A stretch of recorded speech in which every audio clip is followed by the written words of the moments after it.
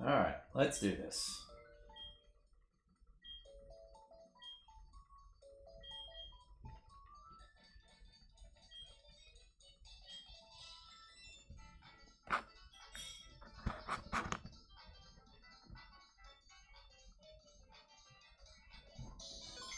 G'day, g'day. T1, T1.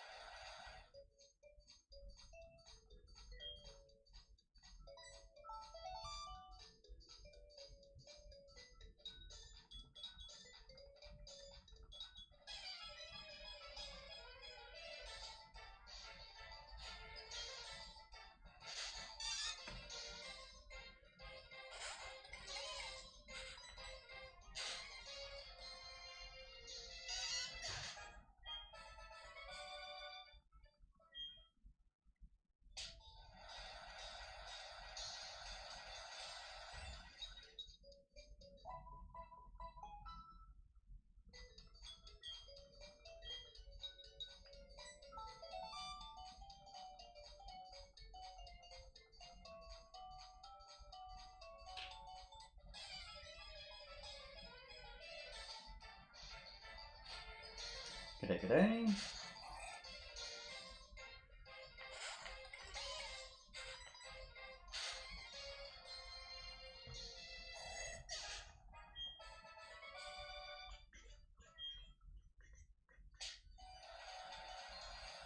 A little special is right.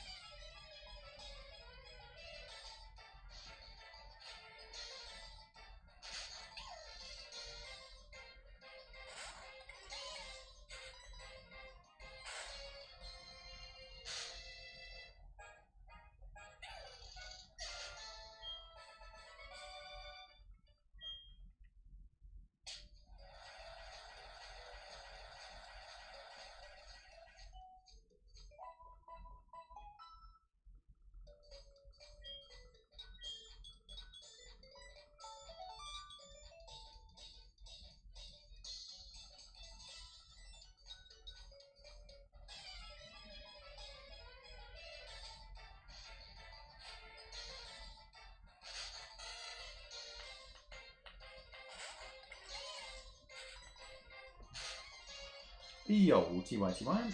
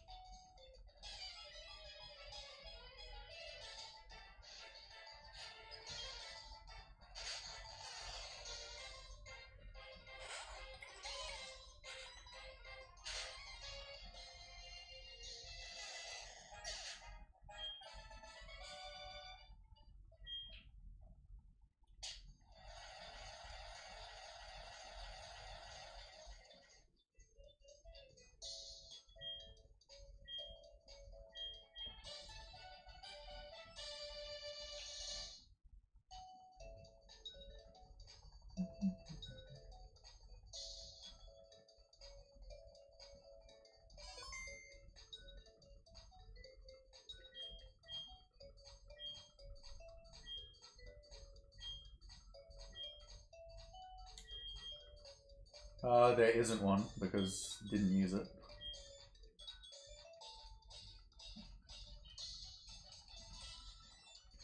I did PB yesterday, but I didn't get to finish. I got to 161. Got to the very final set.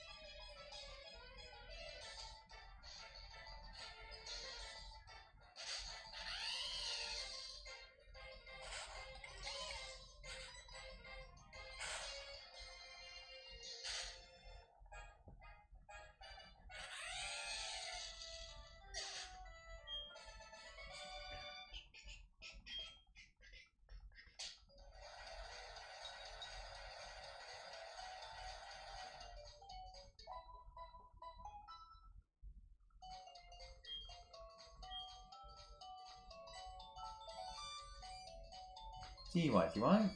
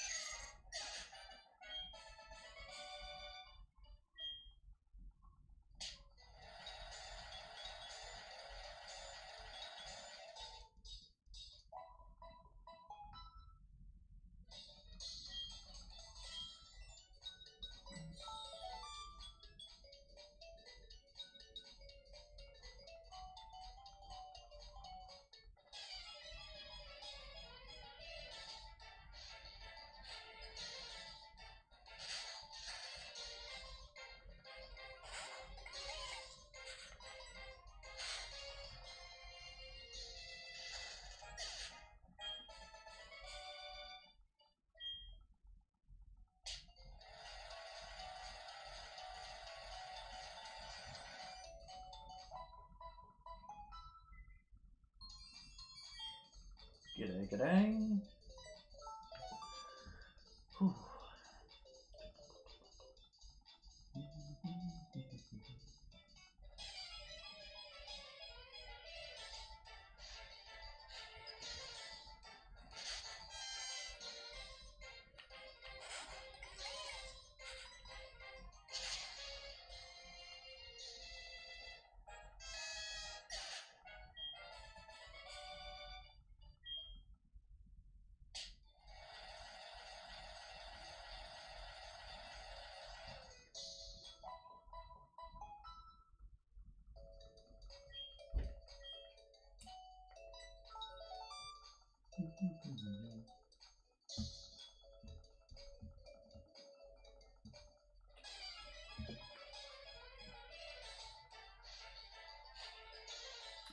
Yep.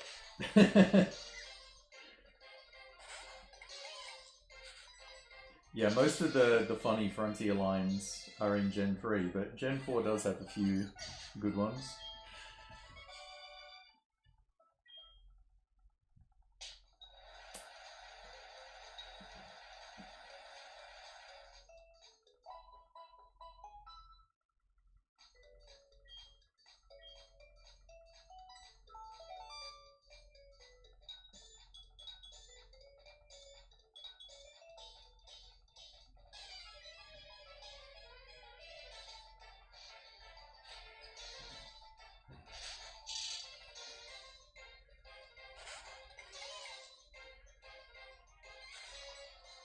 There's also the Shorts kid who's having an existential crisis.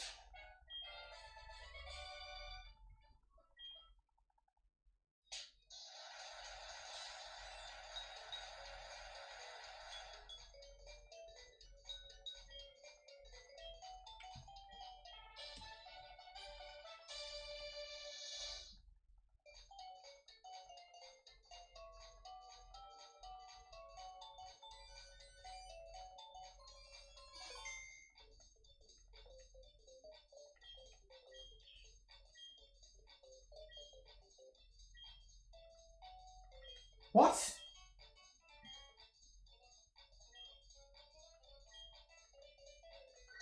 Oh my god.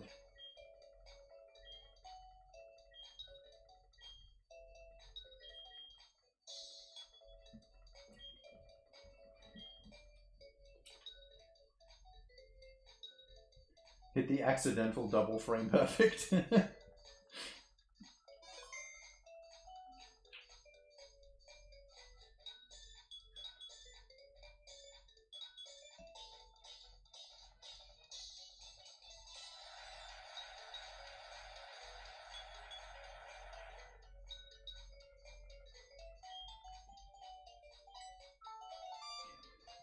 Dum, dum, dum.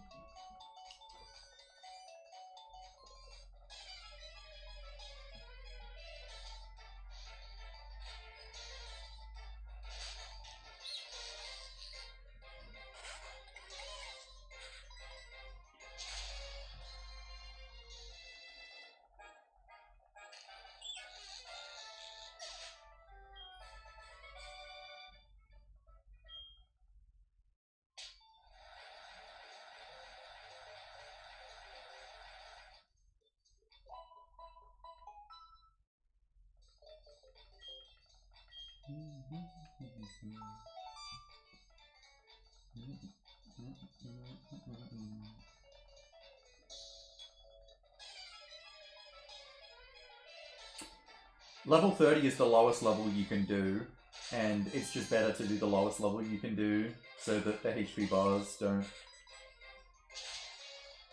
take as long to go down. But also, it makes when you have a level difference, like, more relevant. Because, like, one level from 30 to 29 is a lot more important than one level from, 99 to 98.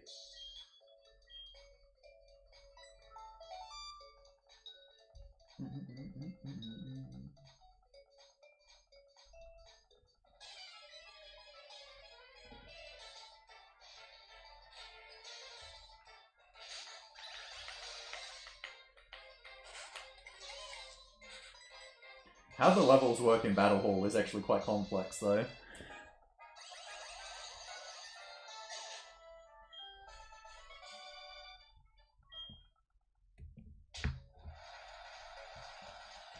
But generally speaking, it is better if you can to just be at the lowest level you can.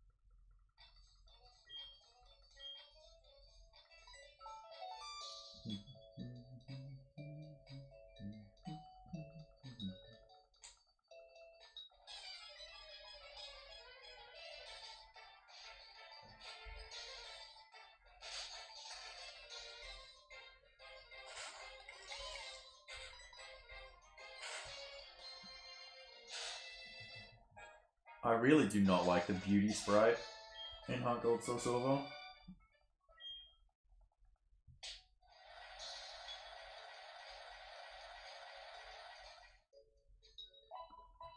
I mean, it's not really for no reason. It's because in Gen 3, they're just using the things you can use for, like, the quotes or whatever. Like, just the words from the mail. And, like, the...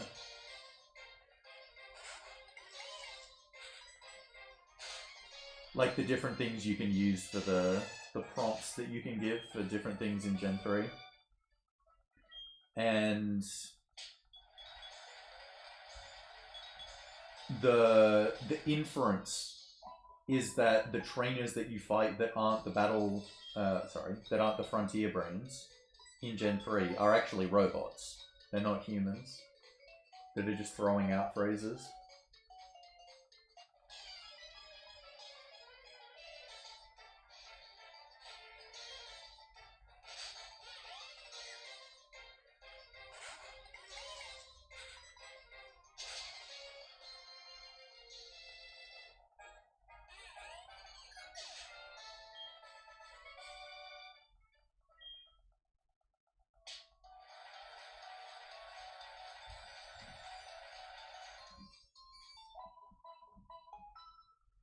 Whereas in Gen 4 that is not the case.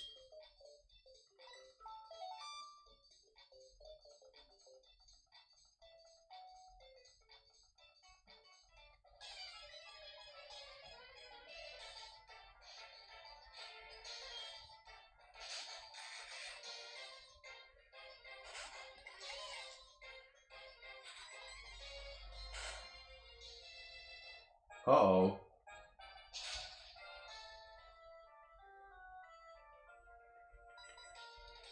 Alright, we're good.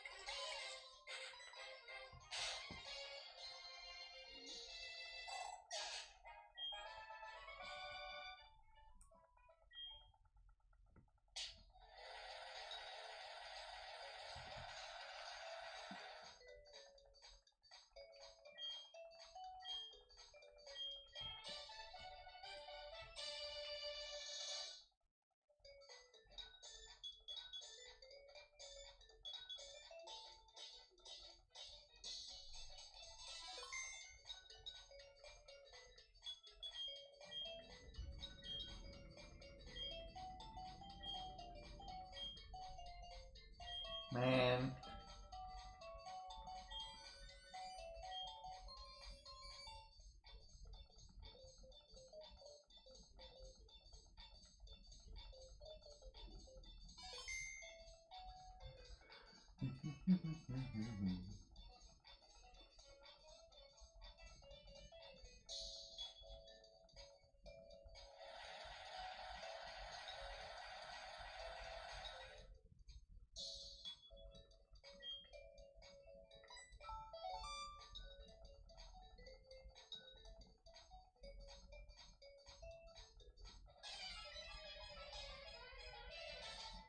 TY. TY.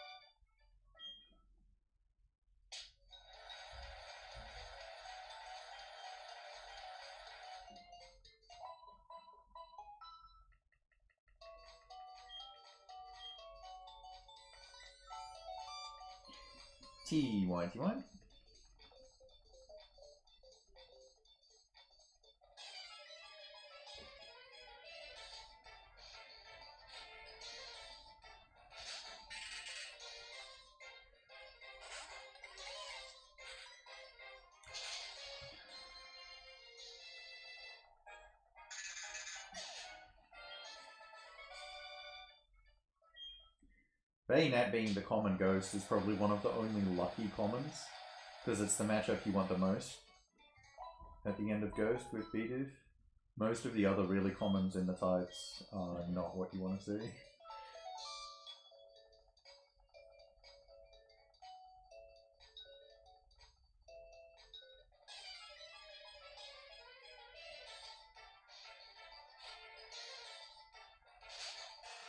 Well, hopefully I don't get Ludicolo, because it's a terrible, terrible, terrible matchup for Bidoof.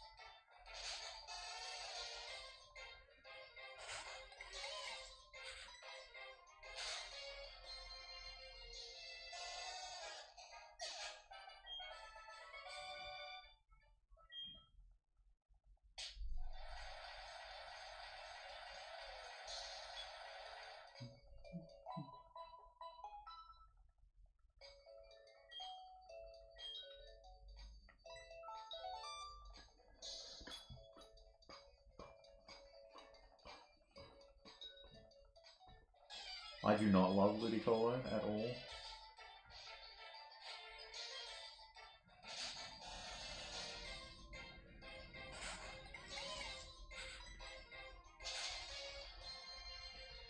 And whenever people say they like Ludicolo, I'm reminded of this one guy when I went to Nationals in 2014.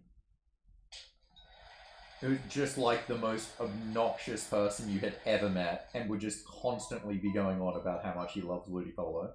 Like when we were waiting in the line, he was just talking to every single person he could about how amazing Ludicolo is. And how he fucking loves Ludicolo. And he has a Ludicolo on his team. And the Ludicolo is his best Pokemon. And all of this, like, he was just talking for 2 hours straight. Obnoxiously about Ludicolo.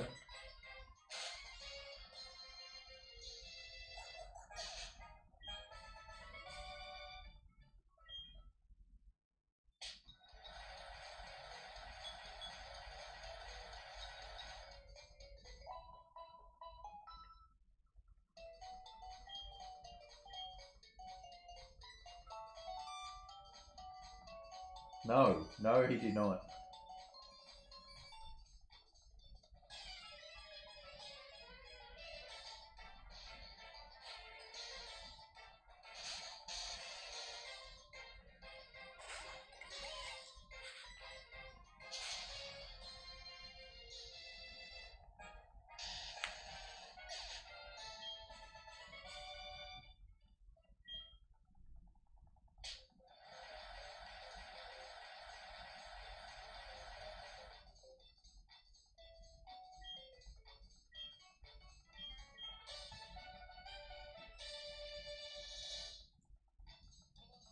I think a few people gave him the okay dude, and then he would just go to the next person and then say the exact same shit again, even though they were in earshot of the shit that he just said.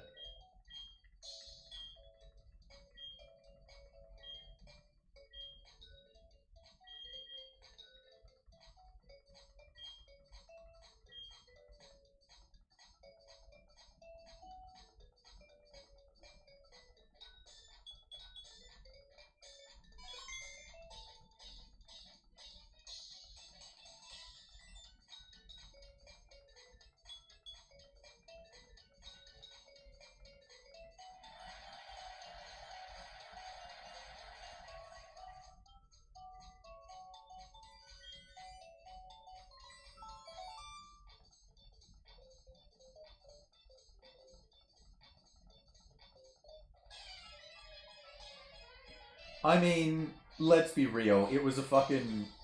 Like, it was Pokemon National, so you were at a tournament for fucking... playing Pokemon. There's bound to be at least a few people who are not going to have huge amount of social awareness.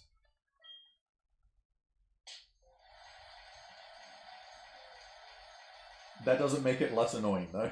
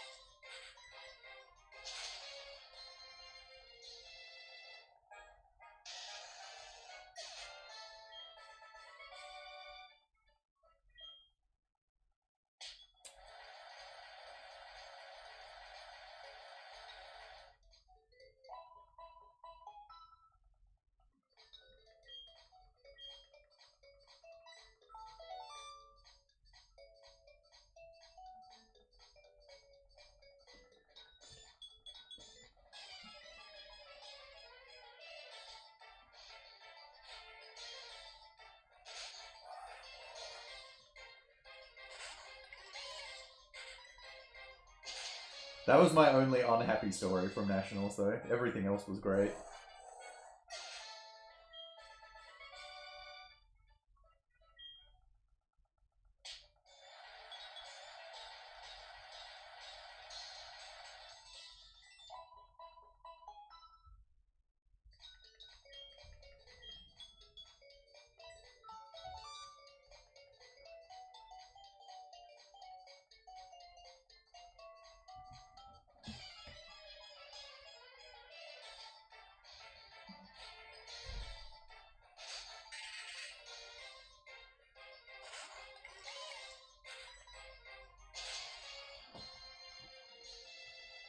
First battle, sitting down against my opponent, and they're like talking about how, you know, oh, it's their first time competing and blah blah blah. And I'm like, oh, don't worry, this is my first tournament too. You know, I've never done this. You know, blah blah blah. We can just have fun, just enjoy it. Blah blah blah. Just have a good time. We're all new here. Not everybody's an expert. Anyway, I won the battle without taking damage. Absolutely curb stomp.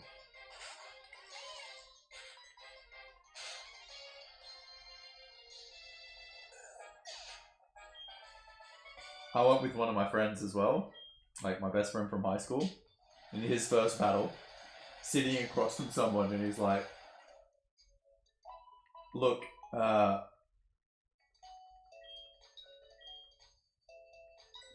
you know, I wish you good luck unless you're using Khan Artist. And he's like, what's Khan Artist? So, don't you know? No, I've got no idea what that is. It's like, oh, so it's using Mega Kangaskhan with Smeagol? And with the Smeagol, you use Dark Void and blah, blah, blah. And he's like, why would you use Dark Void with Smeagol? Wouldn't it be better to use Spore? Oh, no, you use Dark Void because Dark Void hits the double and blah, blah. He's like, oh, wow, you know, that's really interesting.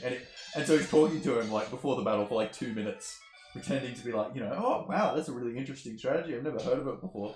He's using Khan Artist.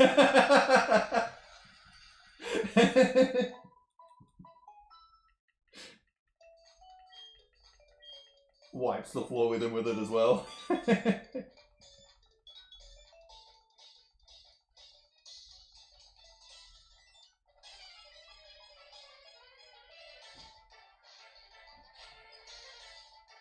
Yeah, it was 2014.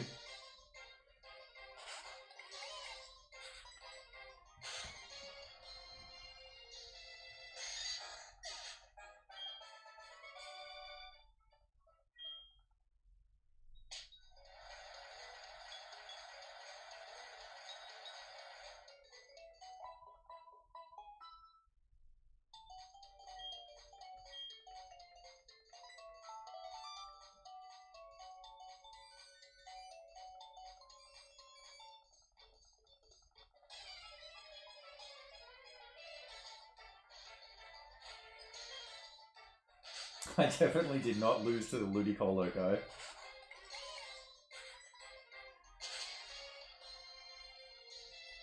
I don't think he did very well. I can't even remember the match that I lost, to be honest. I remember there was one that I won where the other guy was molding so bad.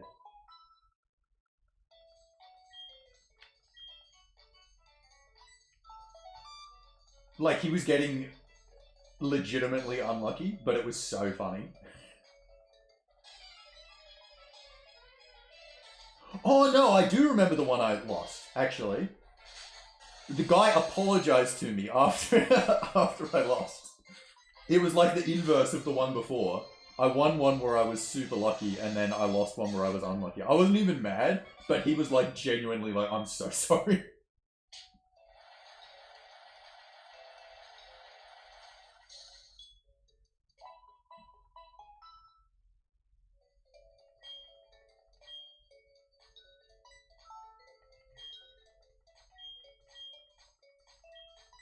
I remember it ended with Rotom Heat double miss, overheat on Mega Mawile, but I don't remember the rest of the battle.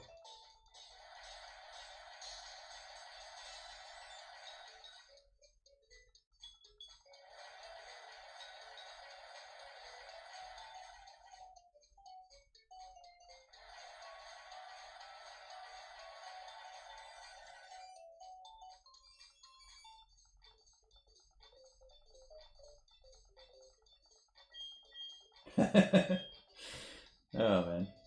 Good times though. Good times.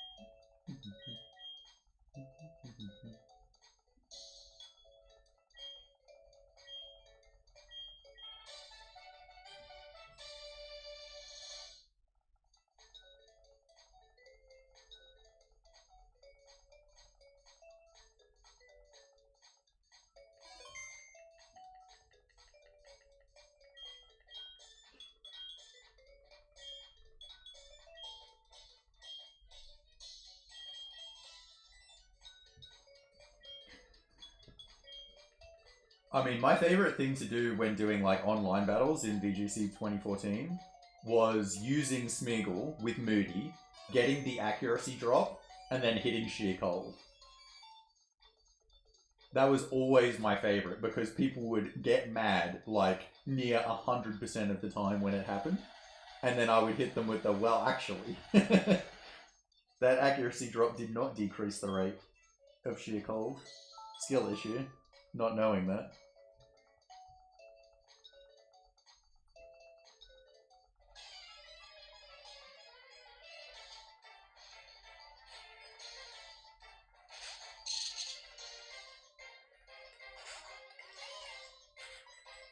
I do miss doing more comp battling, but I'm absolutely a troll when it comes to competitive battling. Like, I get more satisfaction out of the other person quitting than winning the battle, for sure.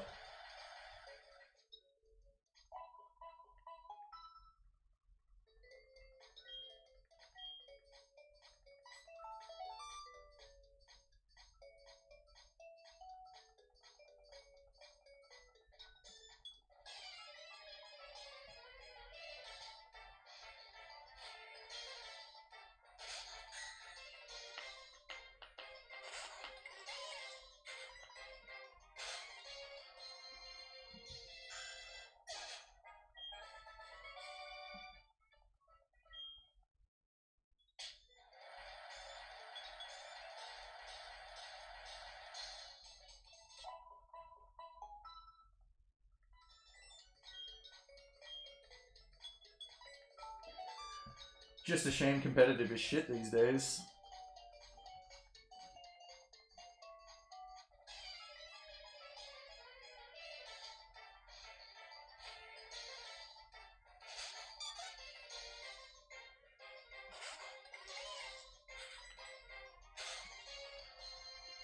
The thing with those high level predicts is sometimes people can like get on top of you by being too stupid.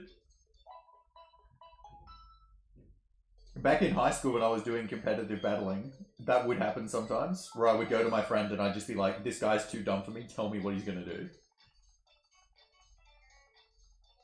And like, so like I could beat the top level players really well, or the players who looked like they knew what they were doing, but he could beat the people who weren't that good every single time as well. And he'd be right too. Be like, nah, he's gonna switch to Gengar. Like, that makes no fucking sense. Why would he switch to Gengar? Sit there for 30 seconds arguing about it, and then he'd switch to Gengar. Like, every time.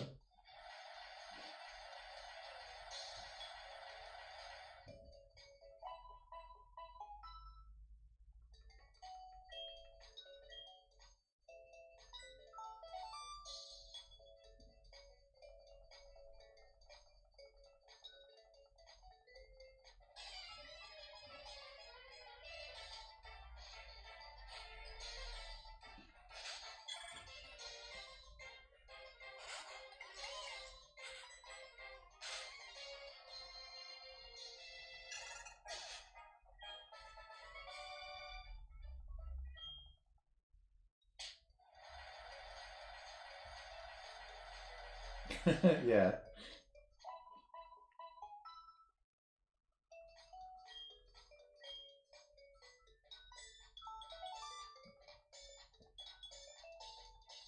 I mean, if you can add in both layers, right? You get the predict and you get the fucking make him mad as hell.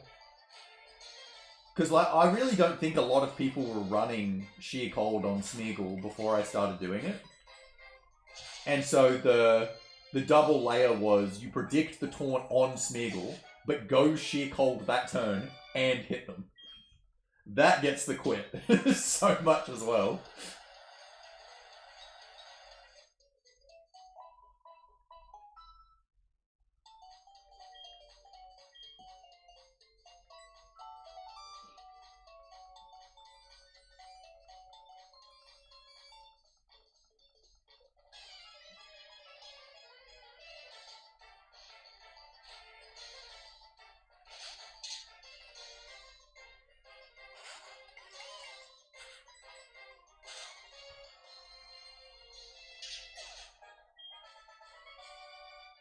Oh, 100%. I mean, that's why, like, I'd never play in open team sheets. So dumb.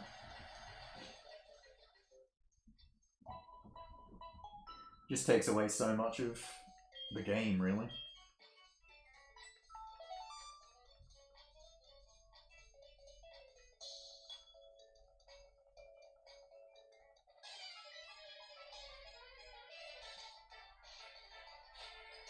The even higher level, though, with Moody, right, is you predict the taunt, click Sheer Cold, miss the Sheer Cold, then get Moody accuracy down, speed up, then hit the Sheer Cold.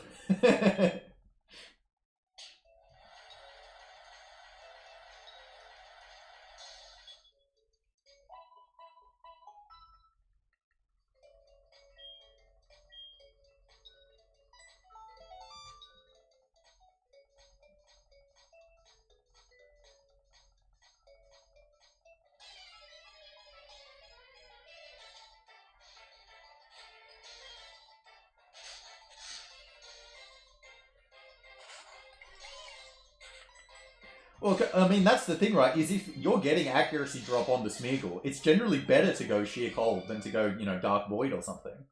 Because the accuracy drop is going to impact the Dark Void. But not the Sheer Cold.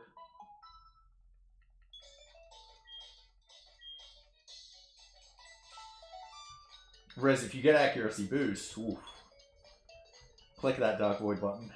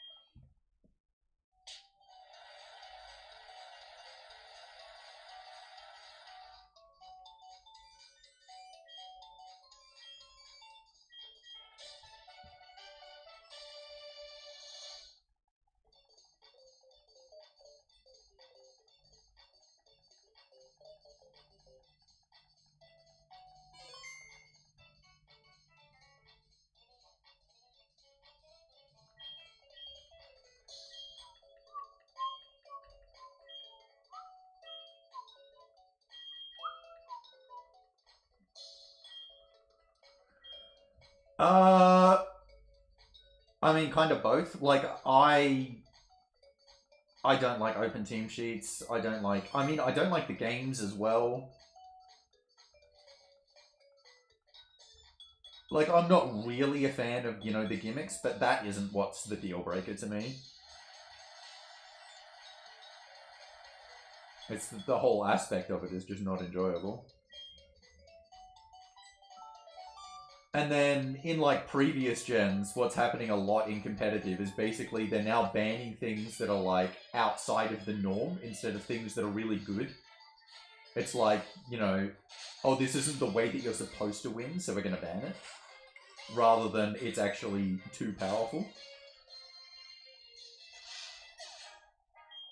And that's typically the stuff that I really enjoy.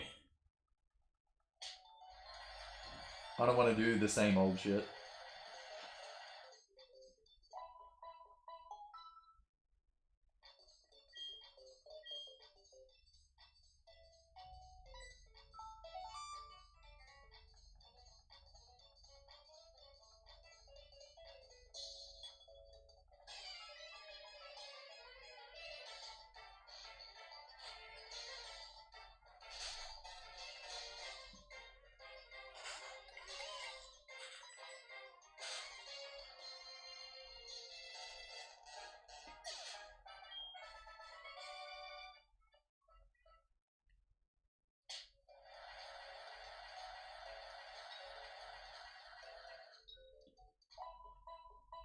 Bring me back to the days where I laddered to number 1 in Gen 4. Gen 4 UU with a team that had 3 level 1s on it. Take me back.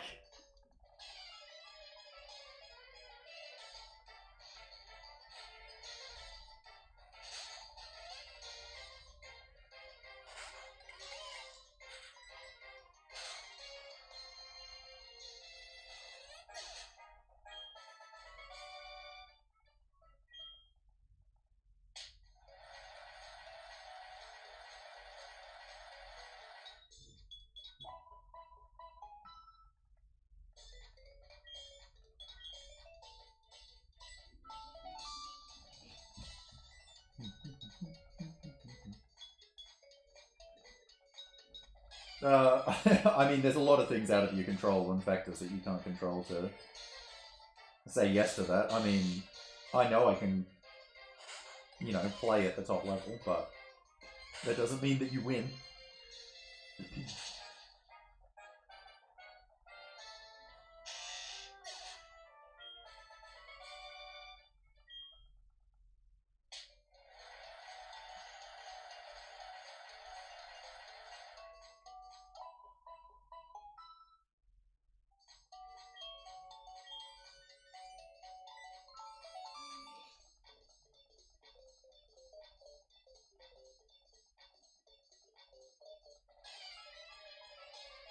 But I mean, these days the answer is probably no, because it would require me playing modern Pokemon a bunch, and I don't want to do that. I think I would probably lose my mind. Because, I mean, to be honest, that's the biggest barrier between me doing more modern competitive battling. It's just the games are not fun to engage with.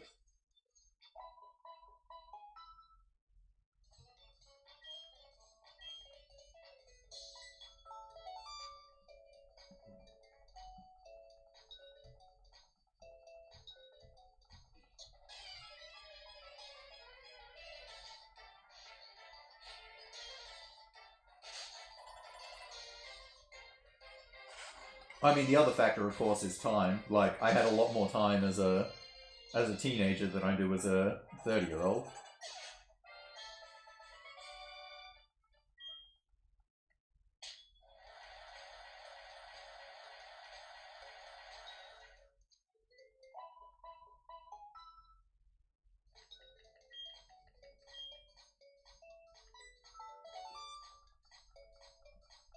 And yeah, the building the teams was never the issue.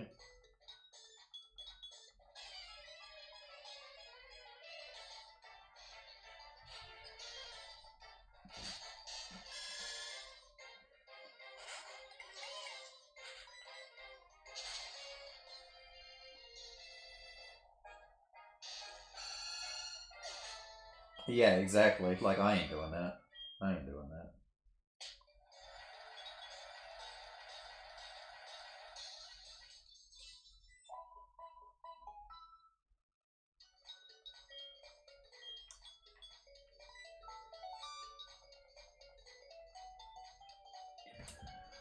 Fuck buying DLC, man.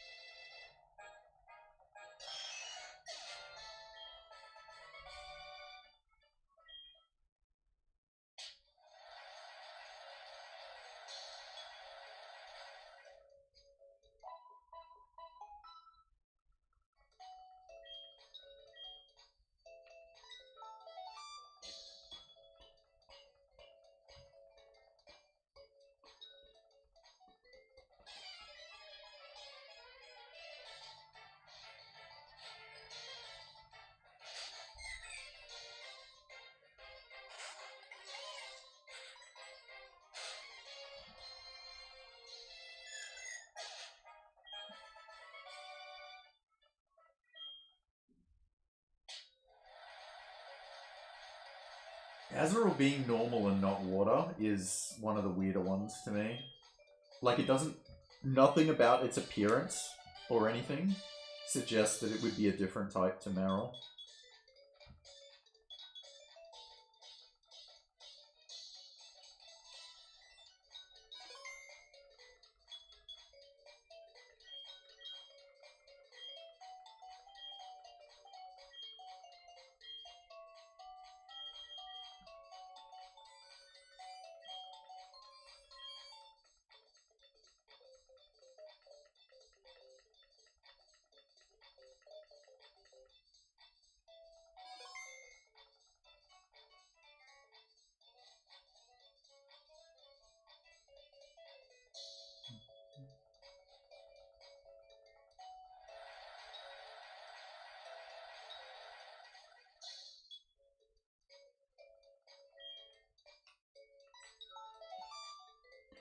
And I mean, Azrael can still learn Surf and everything as well.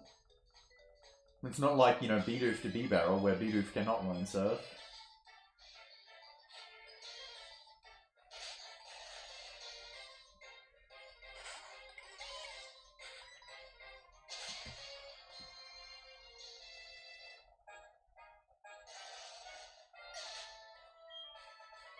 Man, Close Combat is one of the moves I really dislike the most. Because I think the moves that you used on the fighting type in Gen 3 were so diverse and so interesting. And then it just became Close Combat.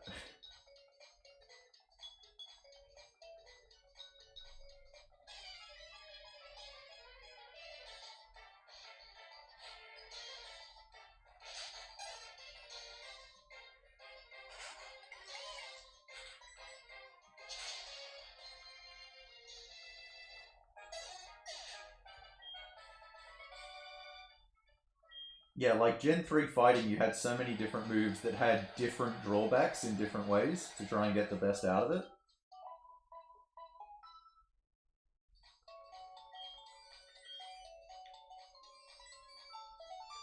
And like your move without any drawbacks was Brick Break, which is an interesting move as well. It's not that powerful, but it obviously has the Reflect and Light Screen break. Yeah, Focus Punch was Gen 3. So you had Focus Punch, you had Superpower, you had High Jump Kick, you had Reversal, then obviously Brick Break. Sky Uppercut was there as well, Cross Shot was still around.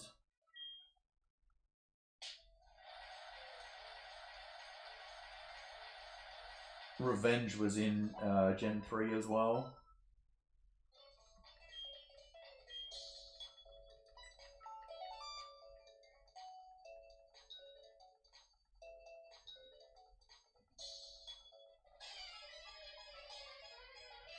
Yeah, Superpower I mentioned.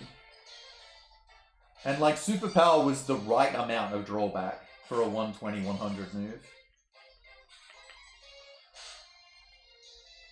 But all of that is just so outclassed by Close Combat. Oh, you had Mark Punch in Gen 3 as well.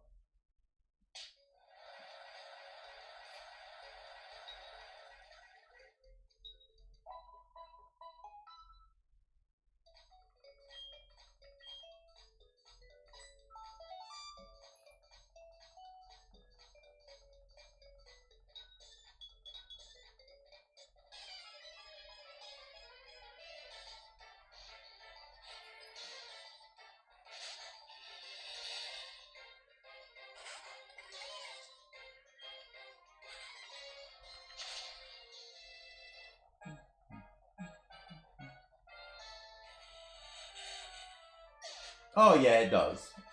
It does.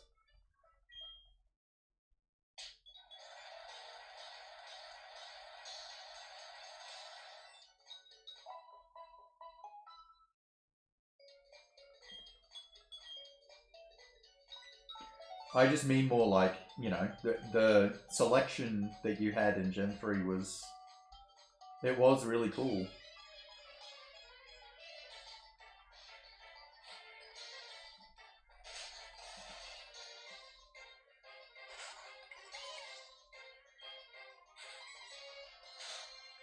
And like also still useful, you know? Like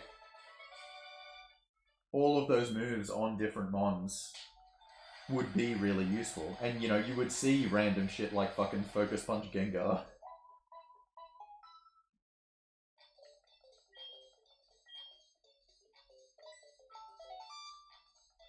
Yeah, Vacuum Wave's Gen 4.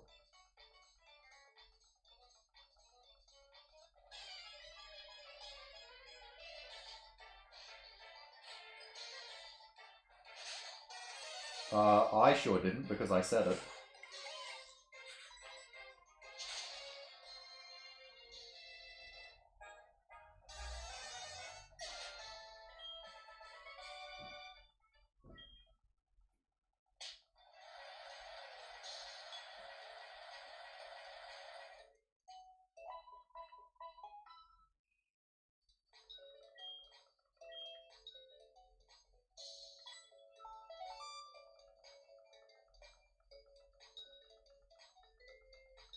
But yeah, you know, it's not like it was in previous gens where, you know, you were basically relying on submission as your fighting move. Like, that was bad. That was too bad. But Gen 3 had it right.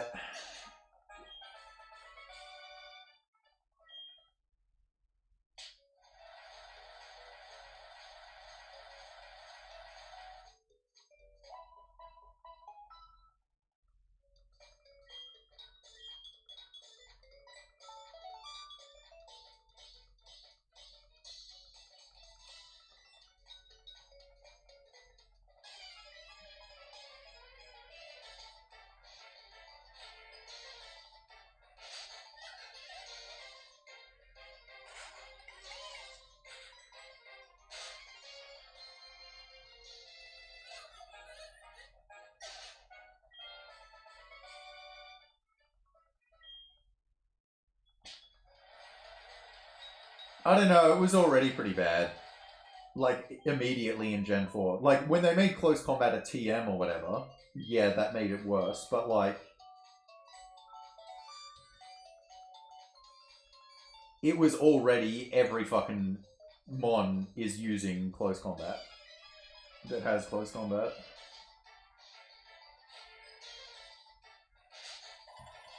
Which, you know, was basically everything that was using fighting.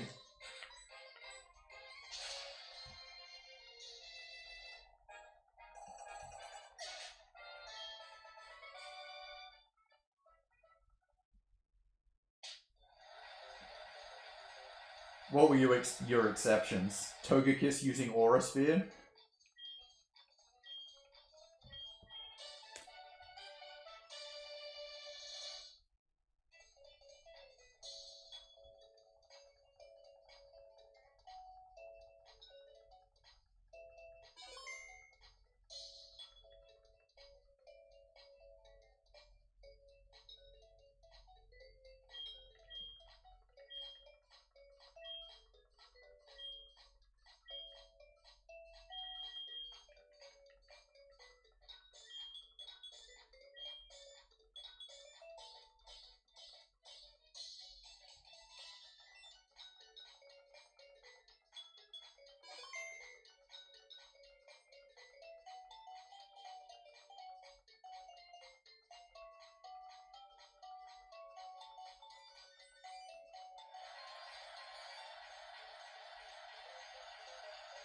You would still get the occasional sub-puncher.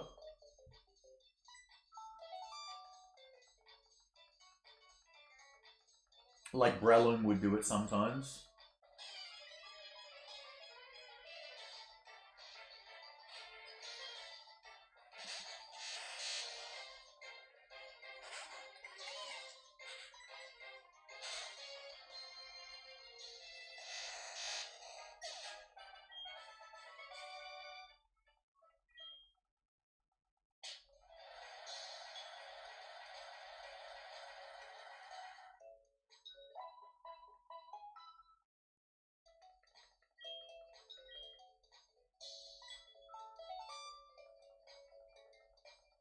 Toxicroak. No one was using Toxicroak.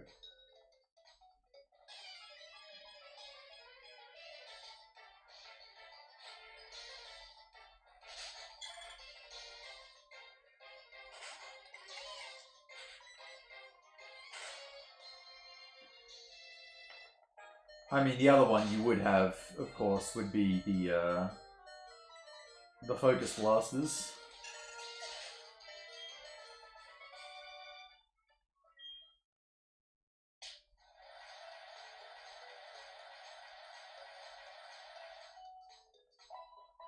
Which, does anybody really prefer using Focus Blast to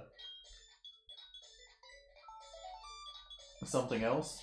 Like, is it more fun to use fucking Focus Blast with Gengar? Or nail a fucking raw Focus Punch on the Tyranitar switch? I know which one feels better to me.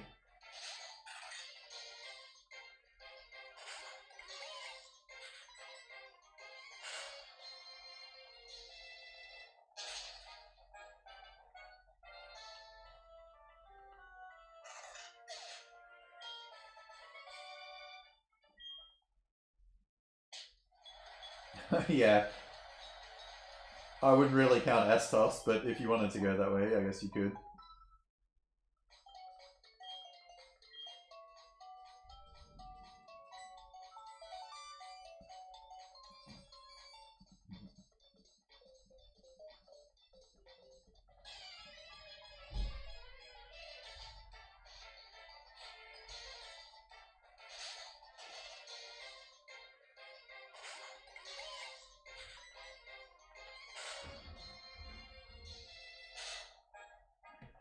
Yeah, it's like, you know, if you hit the focus blast, it's like, oh, thank God. And if you miss it, it's like, for fuck's sake.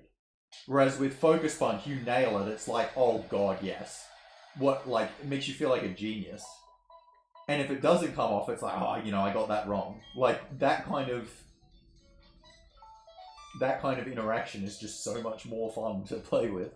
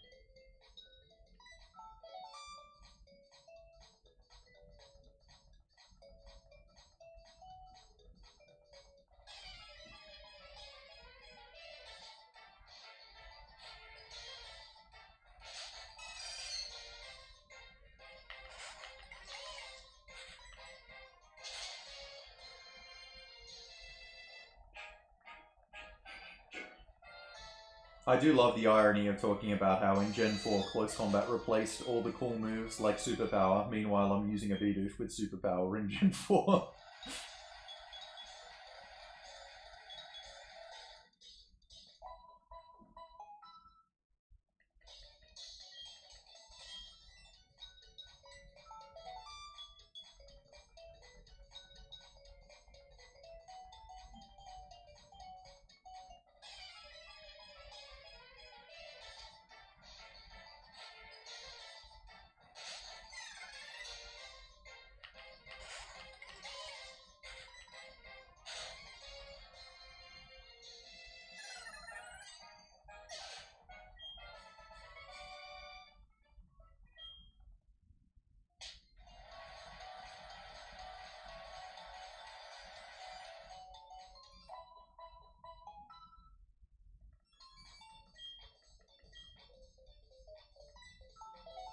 The substitute is for Wobbuffets.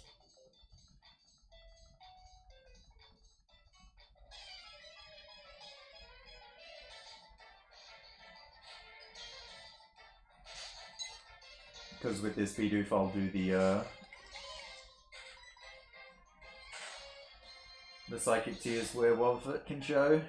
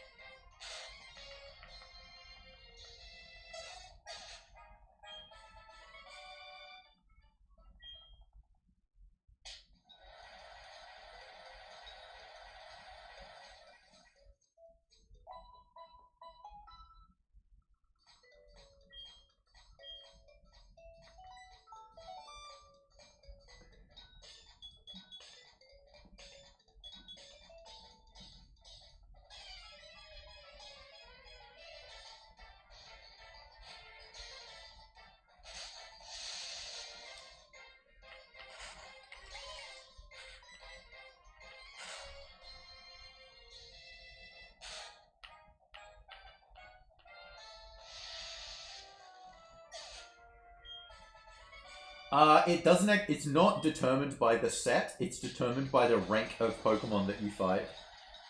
So good AI starts at rank 8.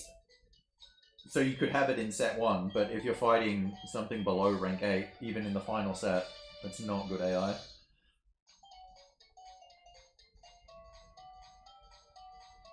TY.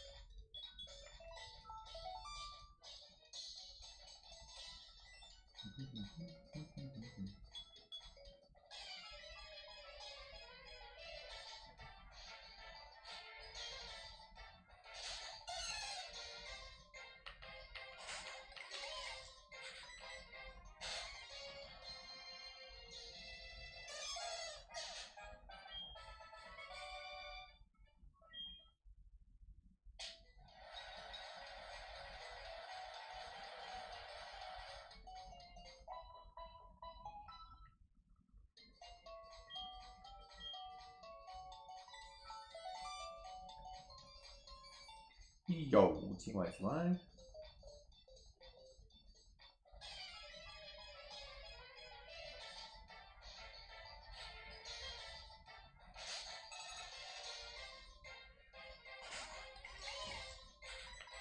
Yeah.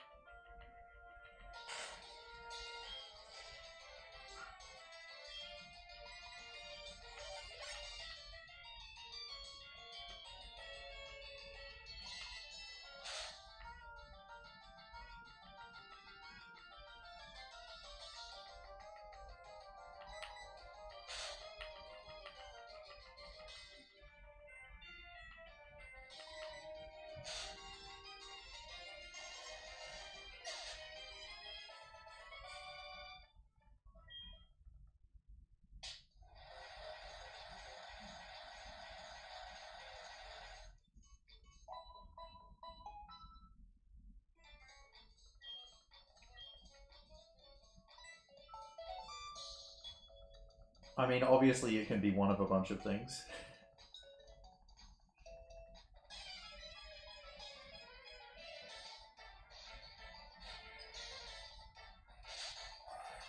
Like, I'm trying to prove you can do it with Bidoof.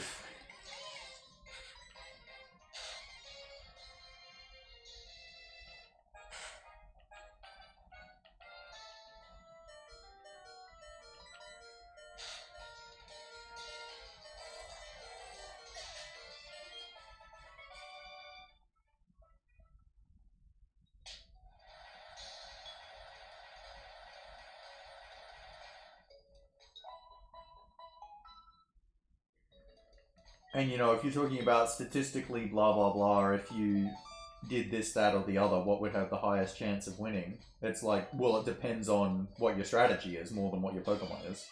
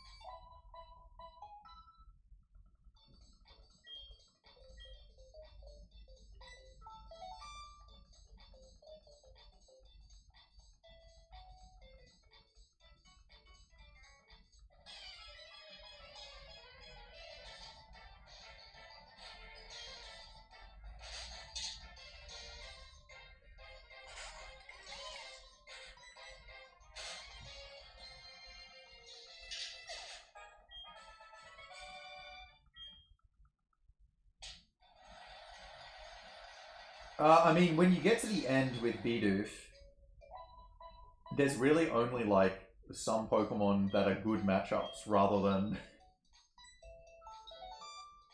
what are the bad ones.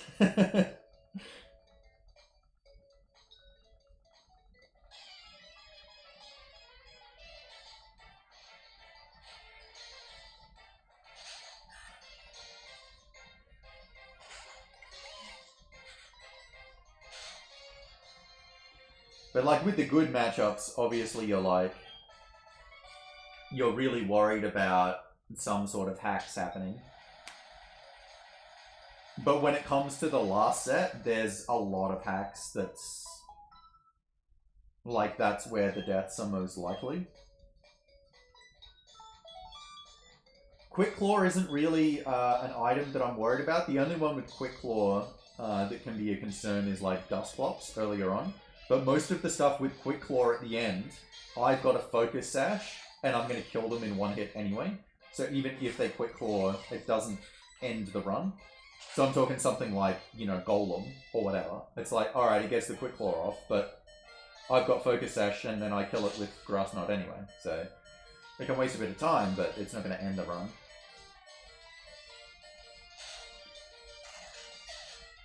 But if you miss a Pokemon that's holding Bright Powder, pack it up.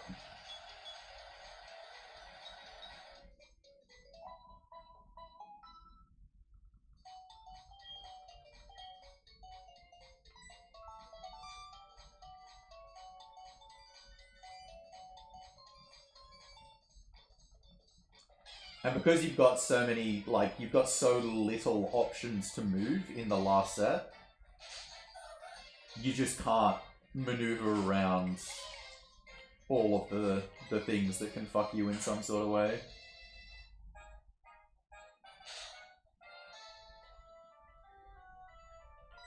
And then that's especially true for the gold print fight, because it, like, for the gold print, you can't get repeat Pokemon, and so you're going through the last set and you're basically like hoping and scrounging that you get 9 Pokemon that Bidoof can beat. And then for the gold print fight, she can't use any of those 9 Pokemon that you've just fought in that set. So she can't use any of the 9 really good matchups, but she can use any of the really shit ones.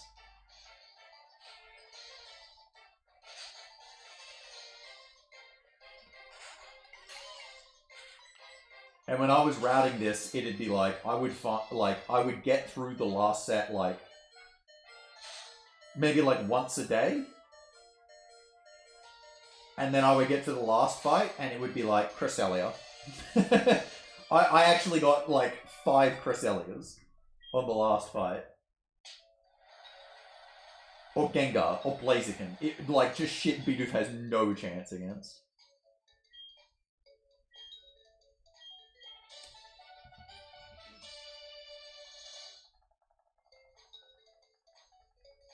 And because that's the most likely outcome to happen. Is you get something you got no chance against.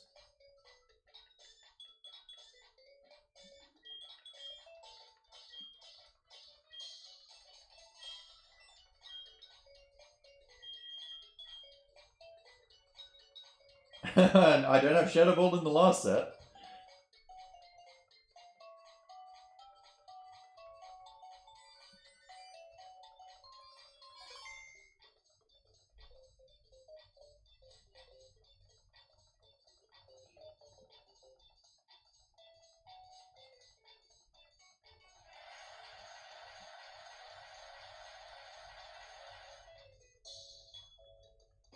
But anyway, yeah, it took a lot of time routing this. A lot of time.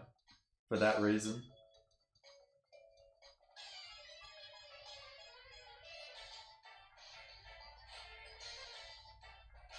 Like, I would have tested thousands and thousands of different patterns.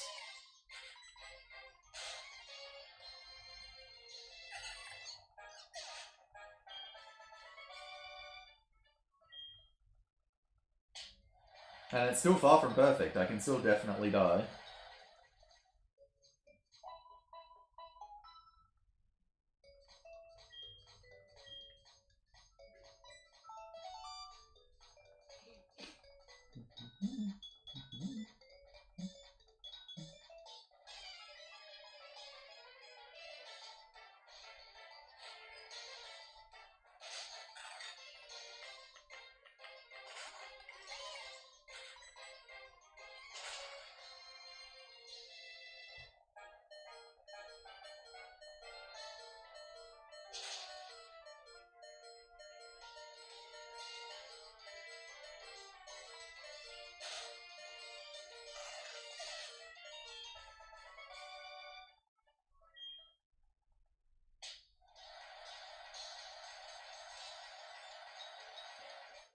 Uh, Generally speaking, yes. Focus Sash, very good.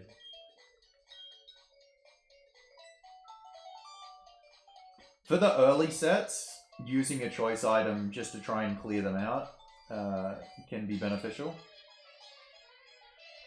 across the board, because you're not really threatened by the early stuff very much.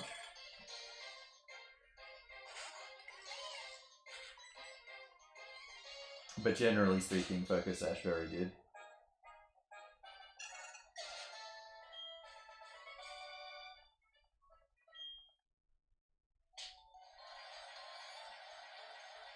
But obviously it depends on the type of mon you're using, because if you're using something that, you know, is super bulky,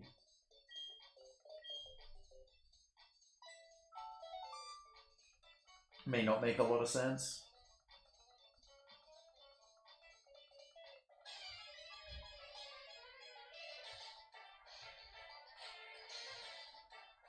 You know, there's not a real lot of point going Focus Sash Umbreon or Focus Sash Slacking.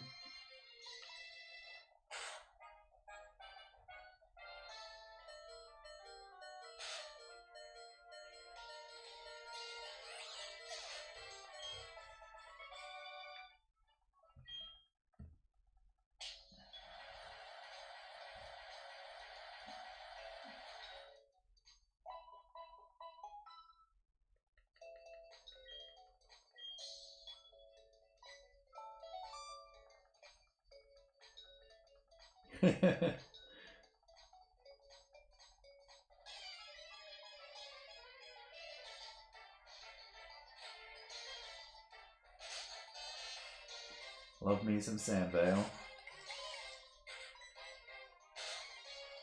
The old classic.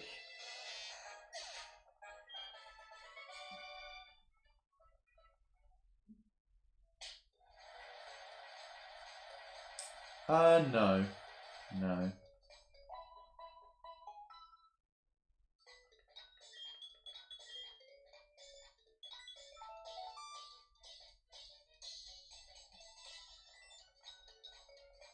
You're more worried about stuff like Confuse Rake itself. Or like, even if it's hacks, something like the Zan from before used Signal Beam. If that Signal Beam confuses and then I hit self.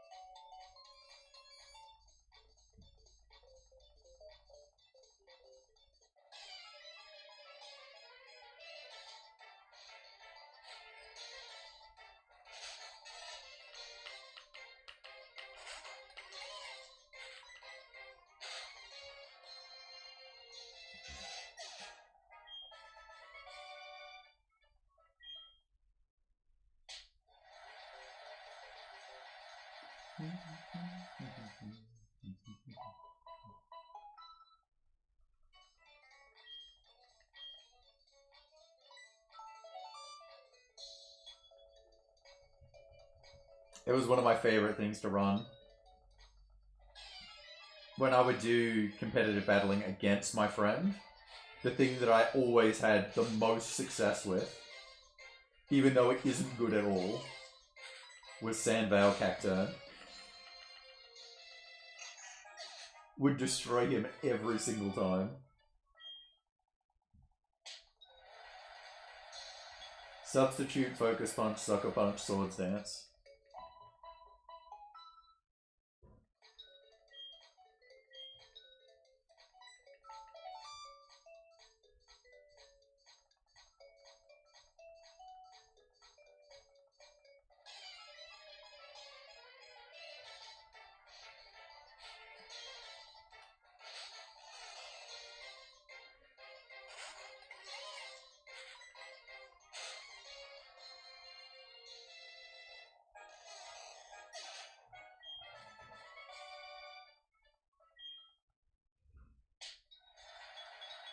So I actually fight Anabomus now. I already fought it. It was just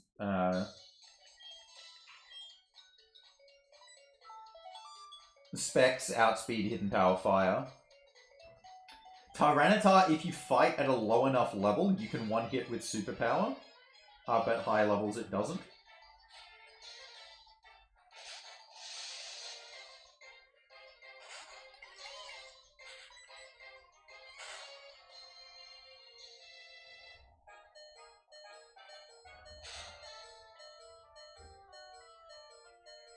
And then Hippopotas I can one hit, but yeah, not Hippowdon.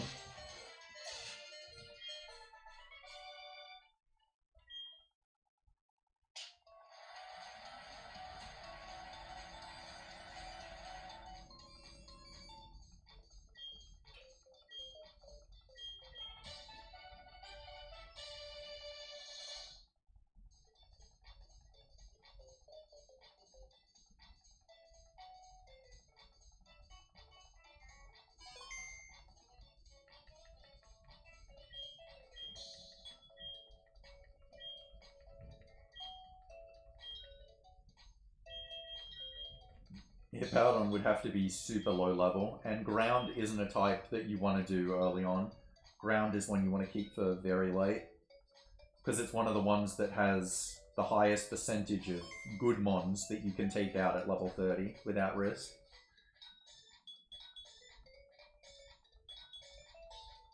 Ground and Rock are the best two types for that. Unfortunately, a lot of them bleed into both types, so you can't get them both in the same set. Because you can't get Rhydon in Rock and then Rhydon in Ground as well. You can get Rhyperior in Rhydon though.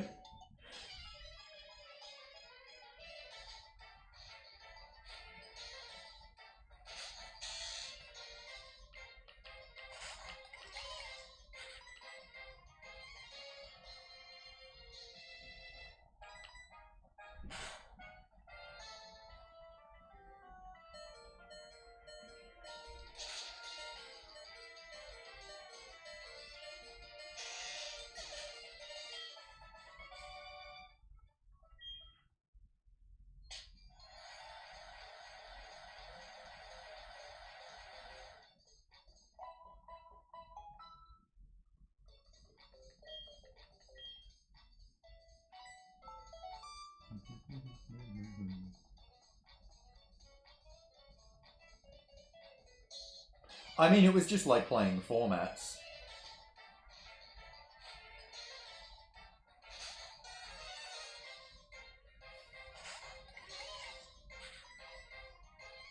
You know, to just be playing, you know, like Gen 4 OU or something like that.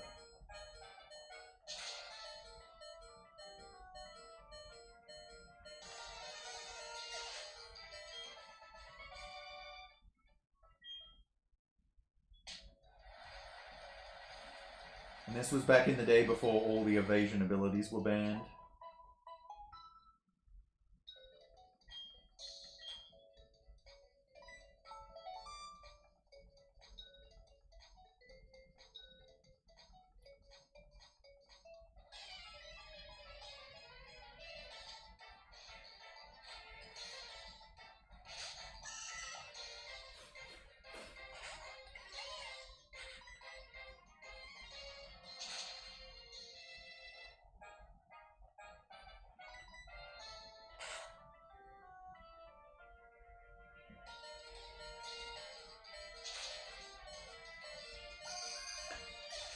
Yet another hype cherry moment.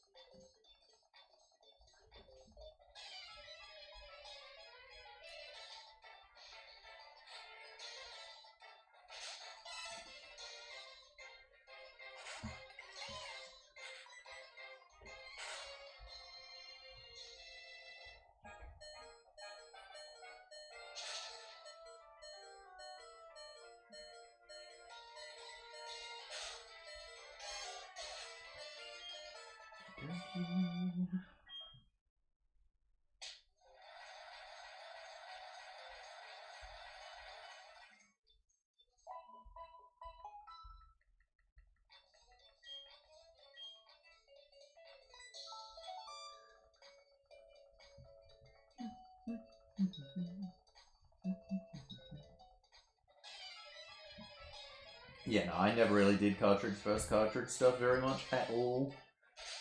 Mostly just did online.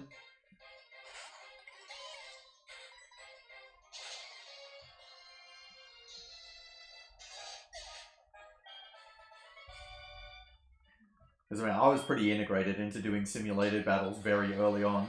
Like, I was doing fucking IRC battles, like, even pre-net battle stuff.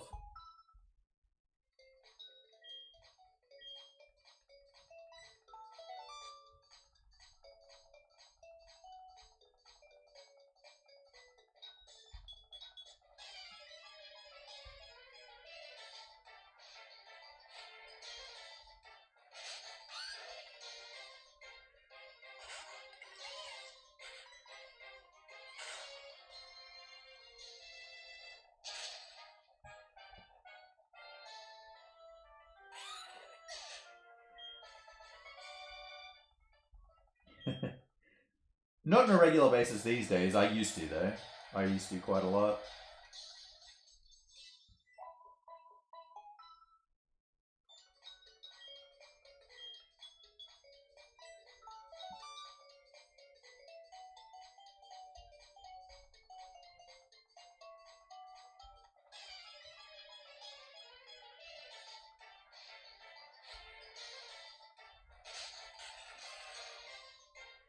Like, in IRC servers, they just used to be bots that would simulate battles.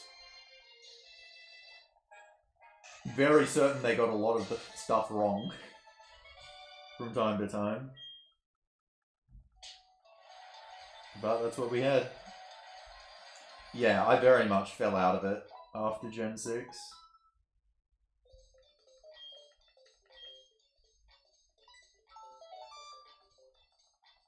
Gen 7 onwards, I haven't really done much with it all.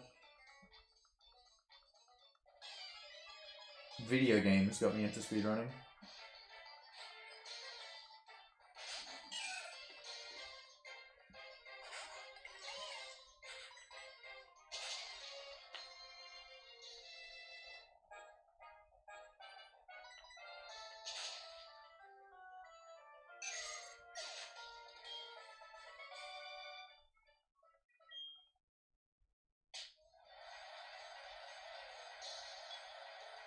Gyarados was still a good mon in Gen 3.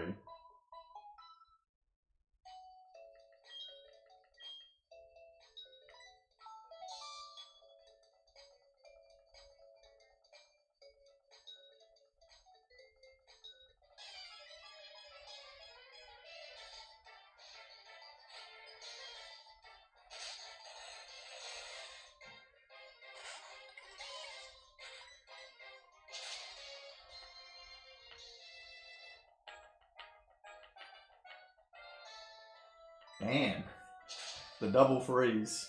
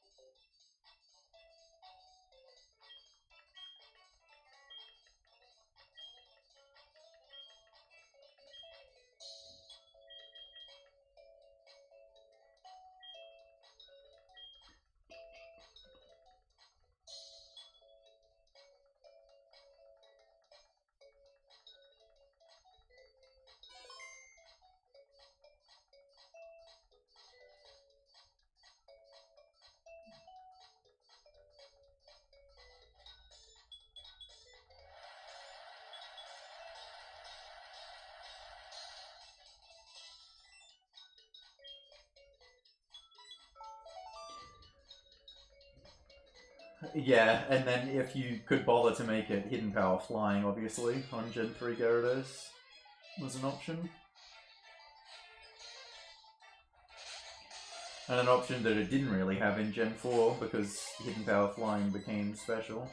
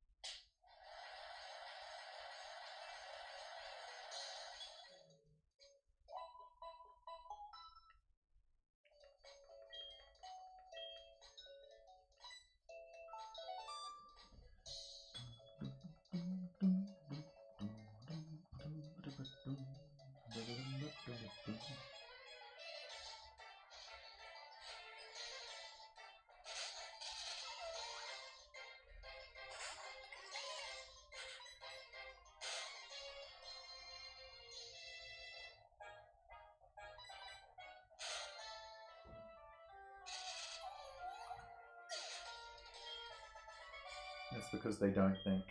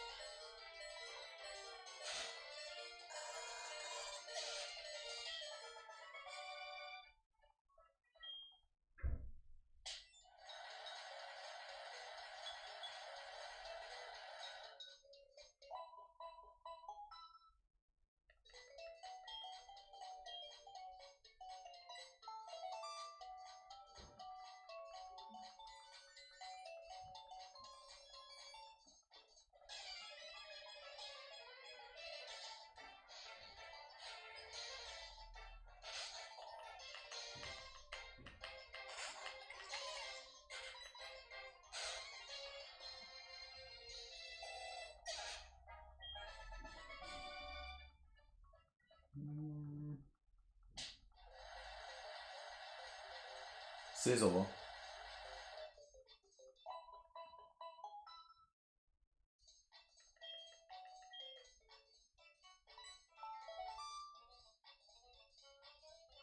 Sizzle might be top of the tree for that.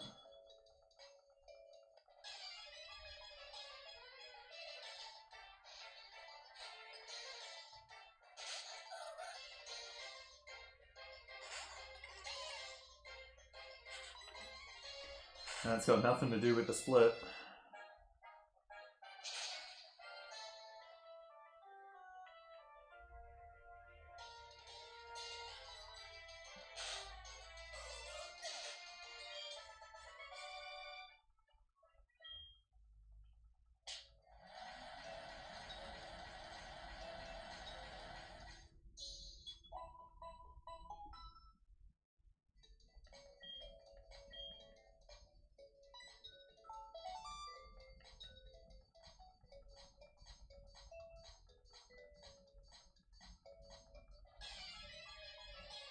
Now, again, Salamence was already really good in Gen 3.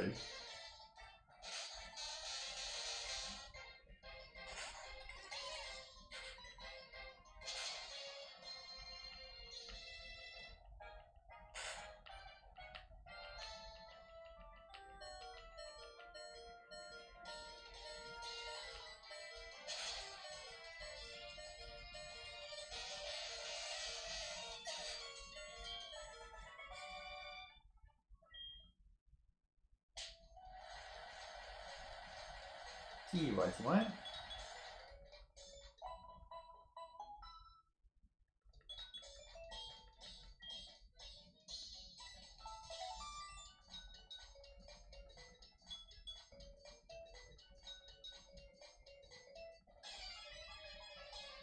It didn't look like it, did it?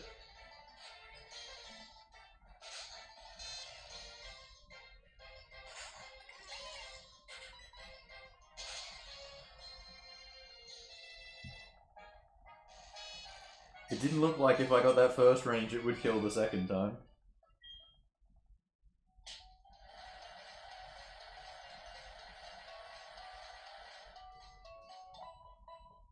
I'm pretty sure if it's not 100% though, the fail rate is 1 in 256. You'd need double solo mineral.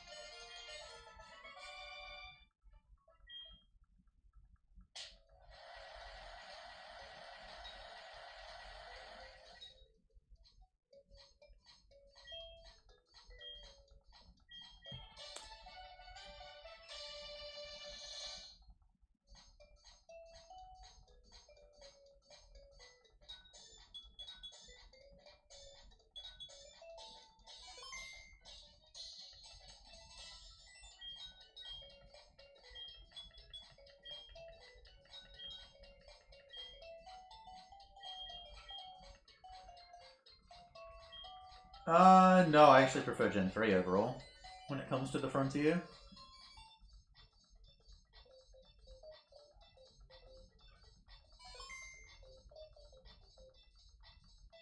But I mean, you're also looking at, 99 out of 100 post-game facility, 98 out of 100 post-game facility, versus everything else is like, 0 out of 10. I don't even have a fucking battle tower.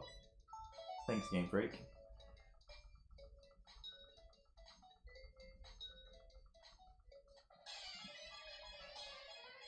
The factory is my favorite facility, for sure.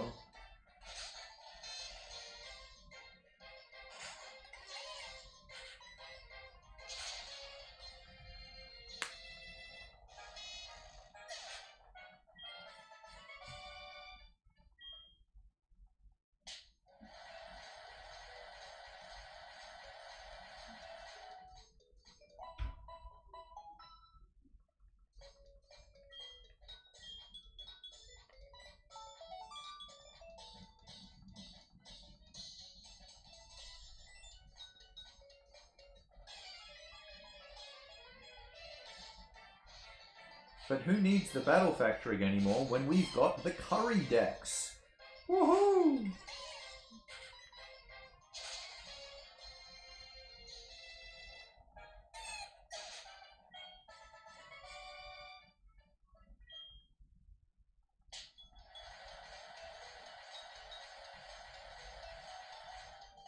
G'day, g'day.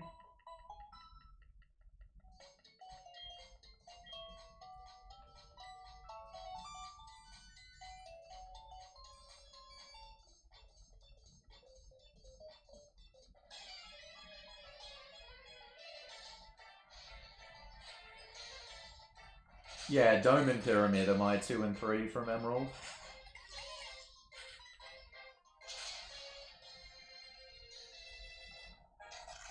Like, Dome isn't even that mechanically interesting, but just the presentation of it made it really interesting to me, especially when I was a kid.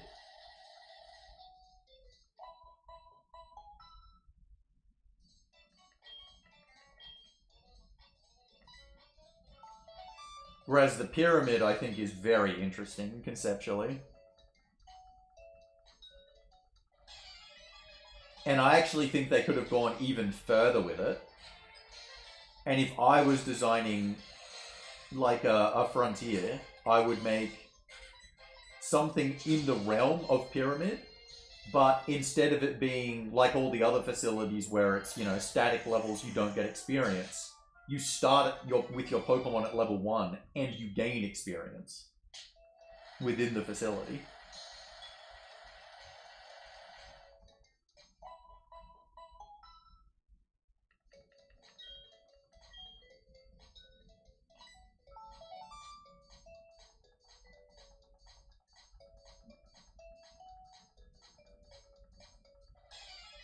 Yeah, exactly. Exactly like that.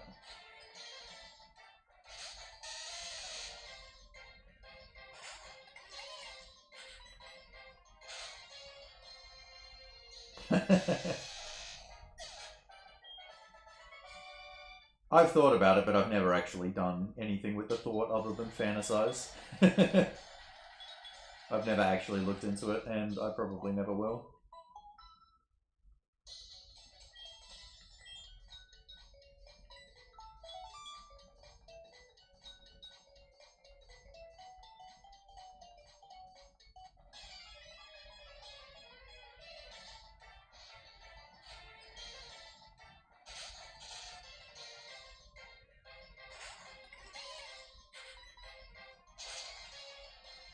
I don't know. Yeah, like I think with that idea, that's the kind of thing where you test it out to see what works better.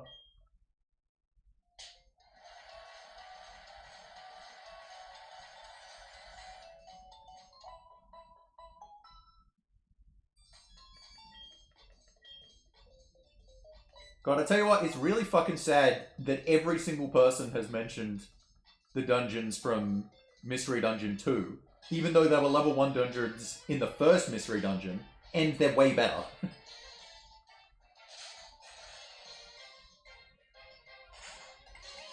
And actually had a fucking reward as well.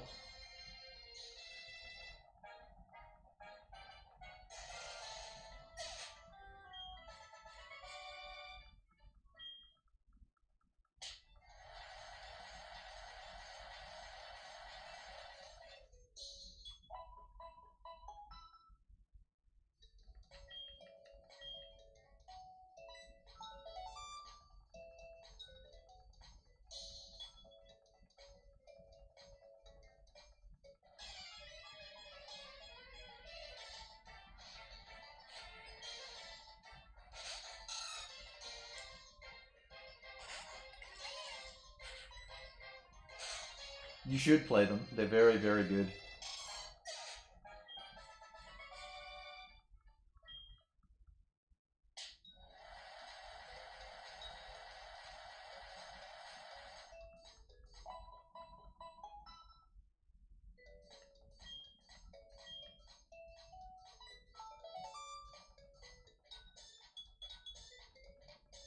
Nah, they didn't suck. They were awesome.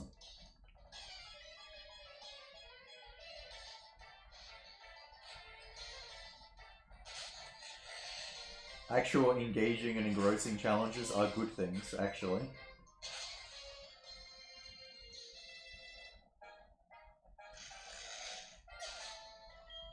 Like, Purity Forest kicked my ass for ages and ages, but that just made it so fucking good when I fucking actually did it. And it was engaging to try again, as well.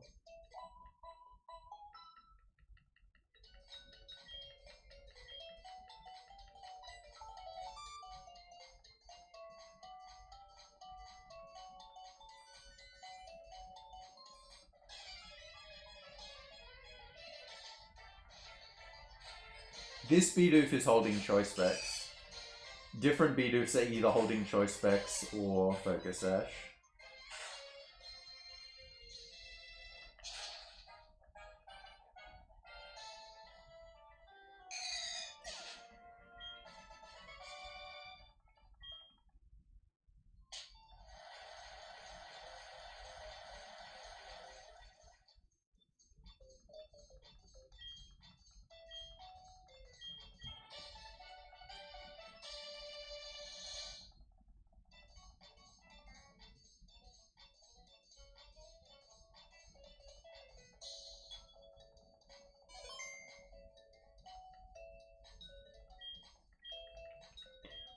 I mean, the differences are mostly mechanical just between it being a GBA game instead of a DS game. Like, there are some, like, Pokemon differences or whatever. You know, like, Milotic versus Gyarados, whatever.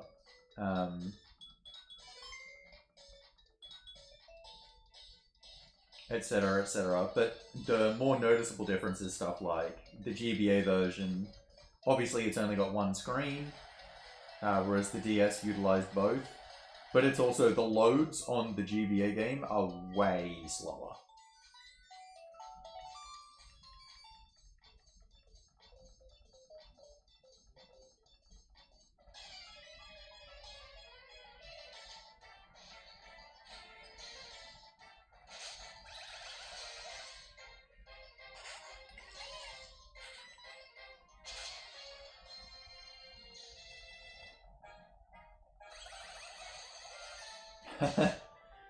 No, Air Cutter does have an increased crit rate chance though.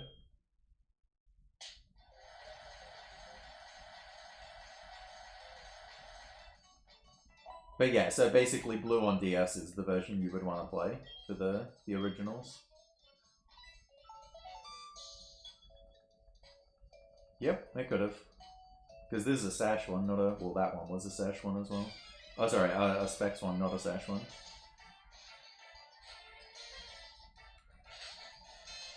But it would have been a range.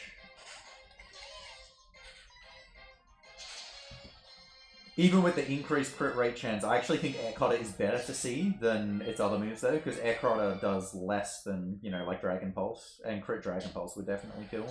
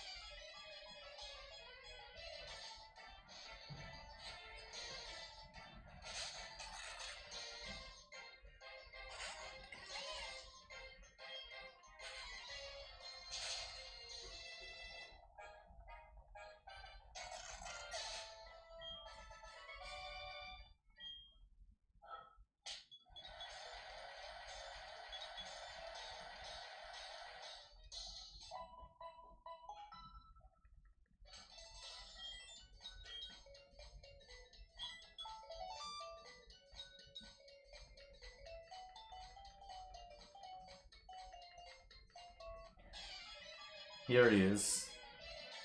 Existential Shorts guy.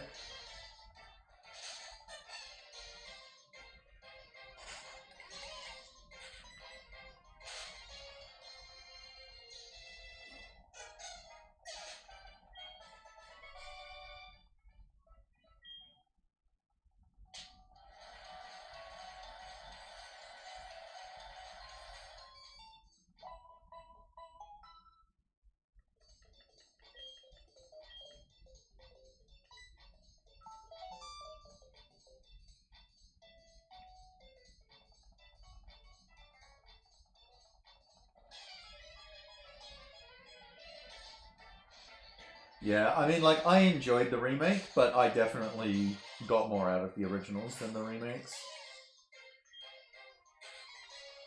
Well, than the remake, I should say.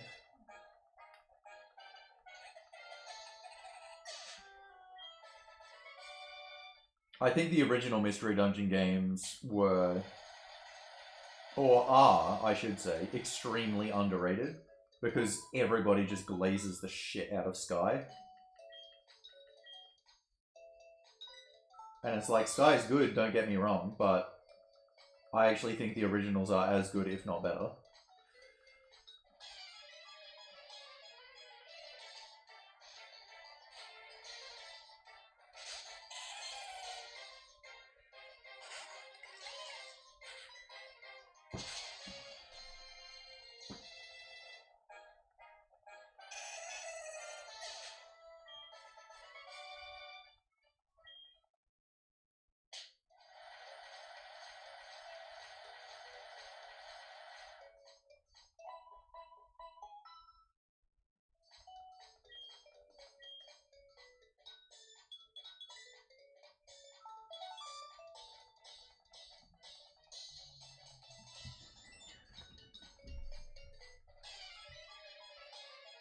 Music is close between the two. They're both good. I would probably pick original.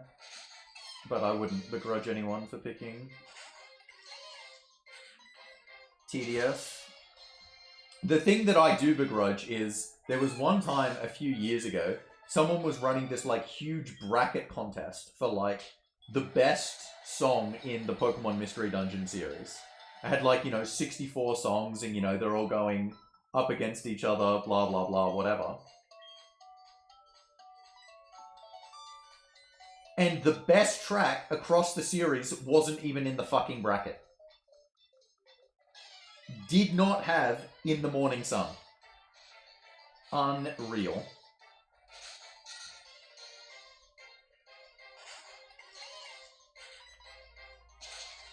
The entire community lost all of my respect that day.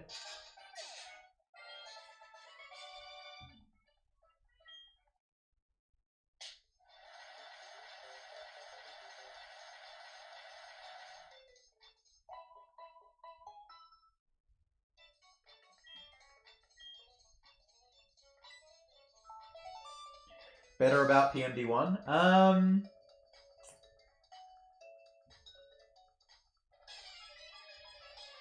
I think the progression of the game is done a lot better. It's nowhere near as, like... It's far more cohesive in how it presents the story to you.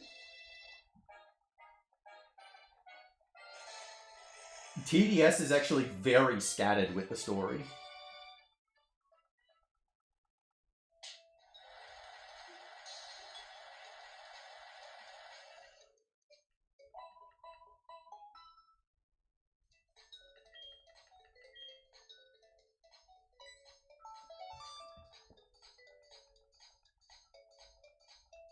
I also think TDS does not have as good a postgame.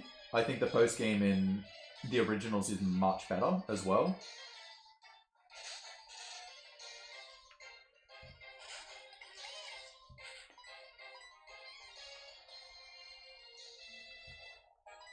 Like, the postgame dungeons have more rewards and they're more engaging. Like, the ultimate dungeons in TDS, you don't get a Pokemon for them. You get one of those fucking items to carry in your bag that have those specific effects, which was another thing in TDS that I don't think was done very well. I don't think those items were particularly engaging.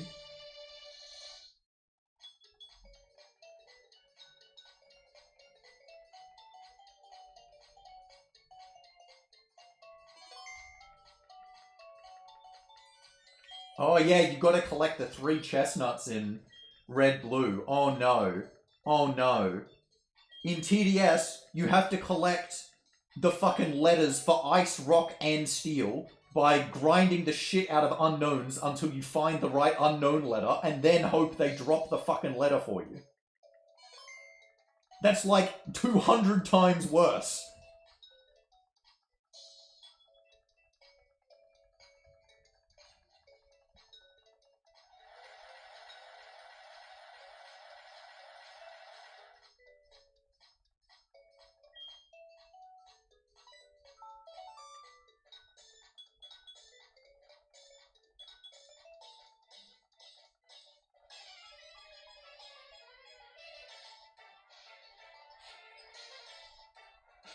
Not to mention, in TDS as well, the way that you, like, in the originals, like, every legendary had its own, like, dungeon and whatever, and you go through them to get the legendary. In TDS, they, like, shoehorned a bunch of the legendaries in where it's like, if you had that item, they would just show up randomly in some dungeons on different floors.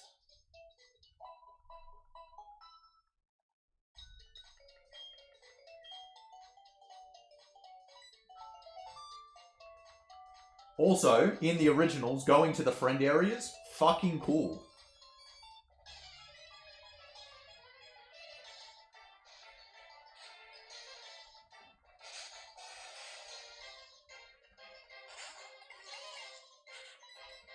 Using Chimecho Bell, not cool. Like, it's not bad or anything, it's just like, if I'm comparing the two things, it's like, Yeah, the friend areas are more unique and have way more charm to them.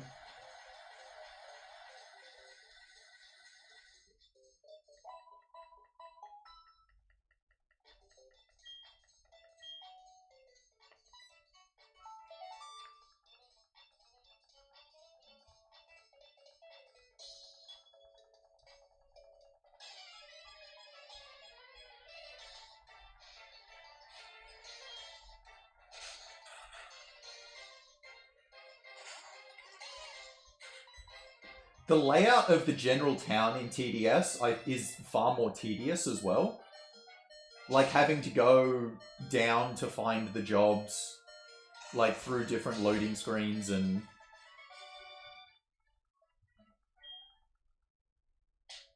I just generally found it more tedious.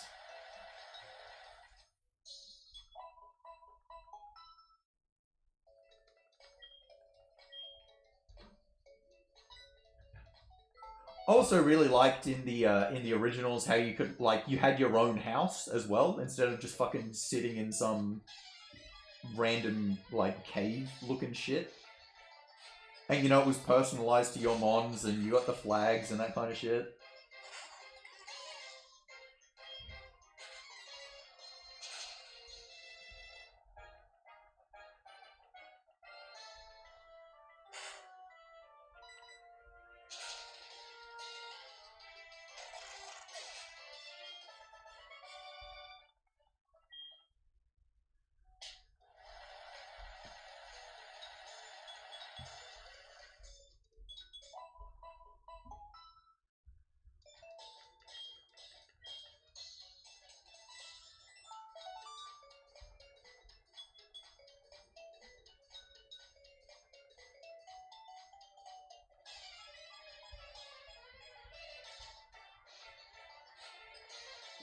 And you know, obviously the whole concept of the game and you know, large elements of the story were reused from the original. So obviously having played the originals first, they hit a lot more the first time, you know?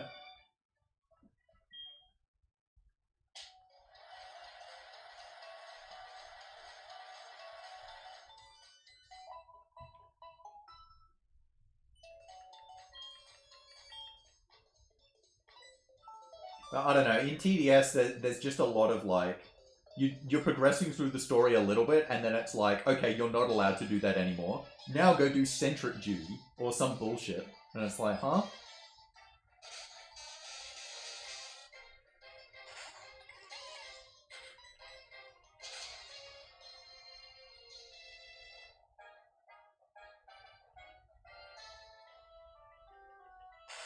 Whereas, I don't know, to me, like, the fugitive arc or whatever of the originals was cohesive and engaging.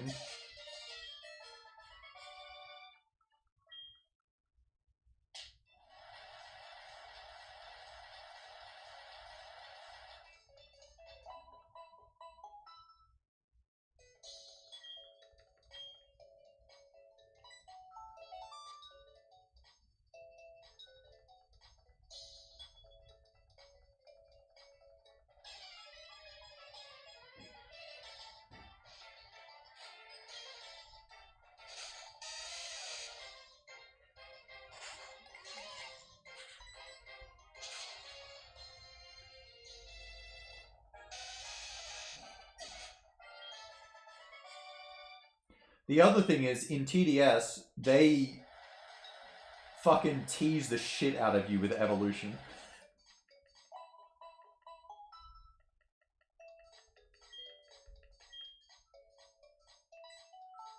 Not allowing you to evolve for a long ass time.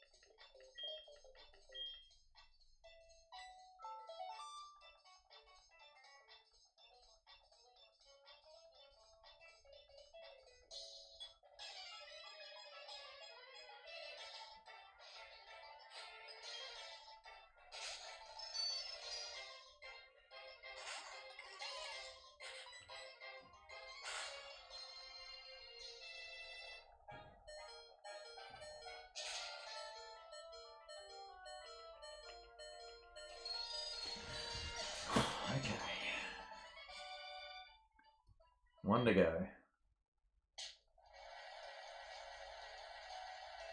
Hopefully I get this time.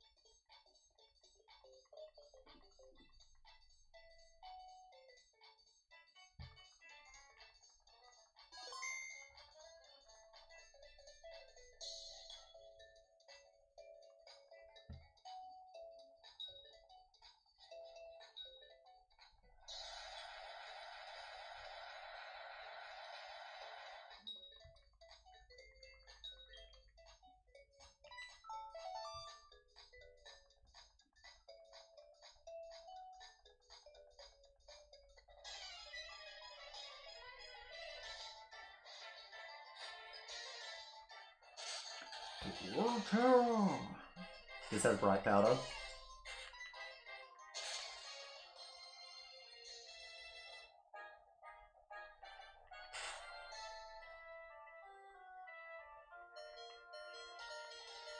Fuck. Good. If I got a good enough roll there, it could have just died to the recoil, and I wouldn't have had to hit it again.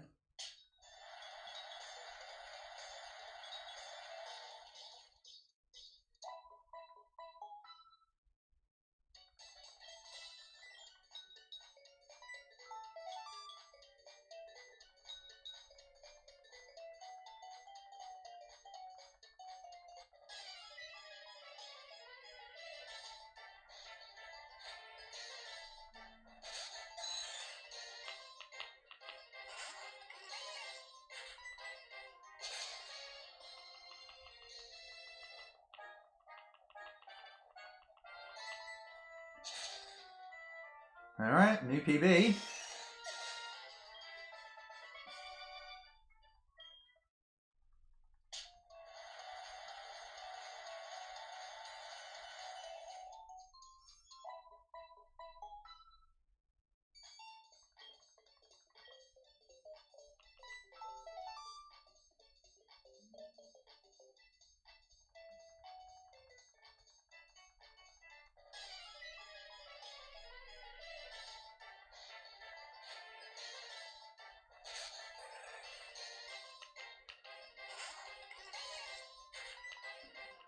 Relicanth is surprisingly not fat. So I'm going to go Hidden Power instead of Grass Knot.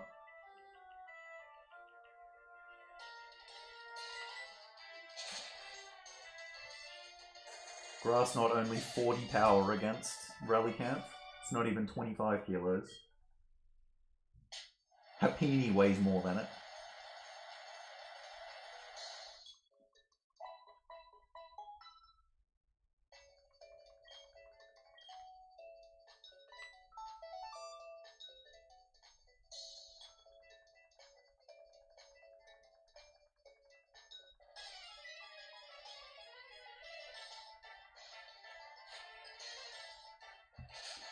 Steelix. Okay, this is a really specific one. Hopefully it picks Curse, turn 1. Good. So this Steelix has Gyro Ball, and if you make the Bidoof as fast as possible, it can actually kill you with Gyro Ball, so it'll use it. So you actually have to make the Bidoof not as fast as possible to try and trick it into thinking Curse is the right play.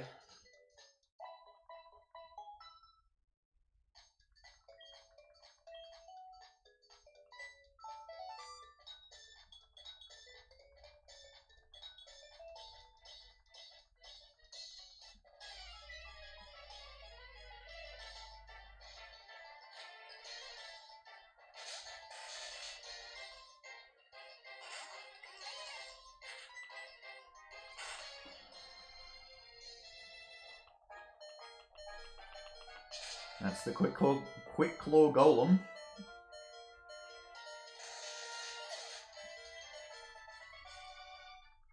Hopefully that's the only hacks they get this set.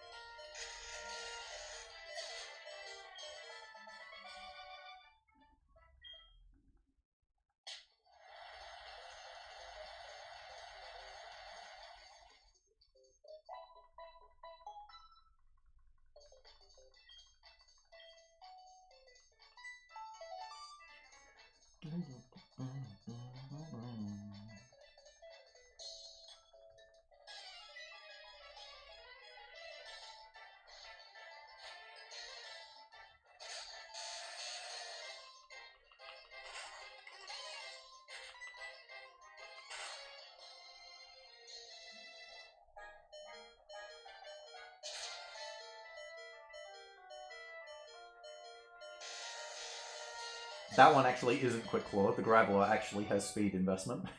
It's actually faster than Golem.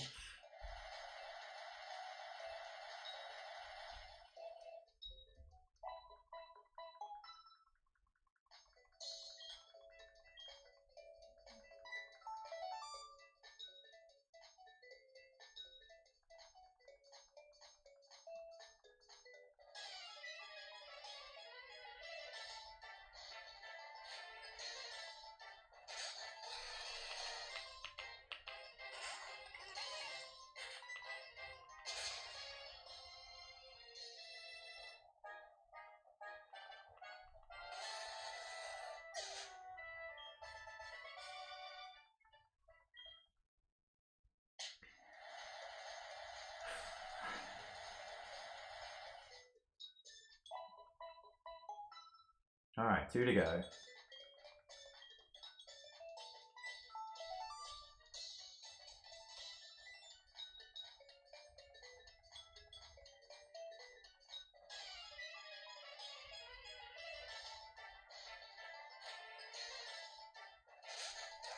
Our arch nemesis, Gastrodon.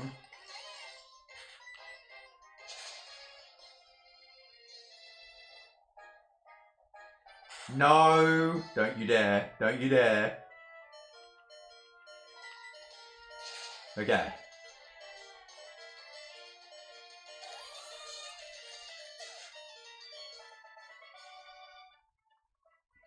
Last one. Okay, so she can pull from any type, even though I've only got one choice left and it's going to be rock. But she can't choose any of the 9 Pokemon that I just faced. So can't choose Golem, Rhyperior, Torterra, Flygon, etc.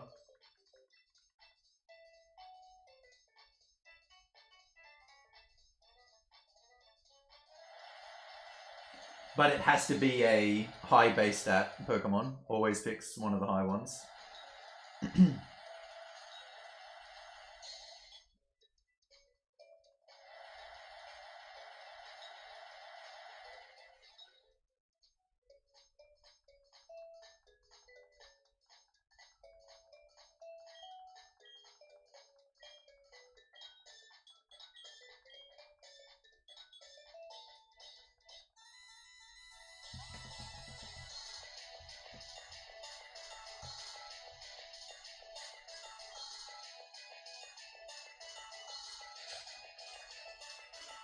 Tangrowth has Bright Powder.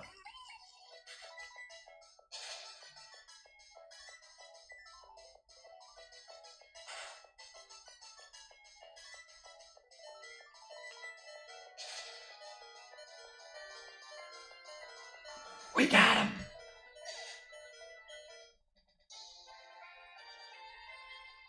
Doofed, baby. Gold print with Bidoof. You just fucking love to see it. So like I mentioned before, right, how hard the final set is. So I haven't been doing this the whole time, but I had this idea I think 4 years ago. And I had been preparing for it kind of like in and out for quite a while. I really ramped it up over the past few months, but like I would maybe get one pattern a day that would get up to the gold print fight with Bidoof on routing. Because like just getting a pattern to the final fight is so fucking hard. And it took me 46 different patterns before I found one that Bidoof could actually win the gold print on. Because it was just Cresselia, Gengar, Blaziken. Like, just fucking shit you've got no chance against. At all. Until finally... Tangrowth. Which is still risky, because it's got Bright Powder. The Gastrodon also has Bright Powder. The Gastrodon's even riskier, because it's also got Muddy Water, which can reduce accuracy. But I tested thousands and thousands before I finally found one that I was like, alright, this can actually win.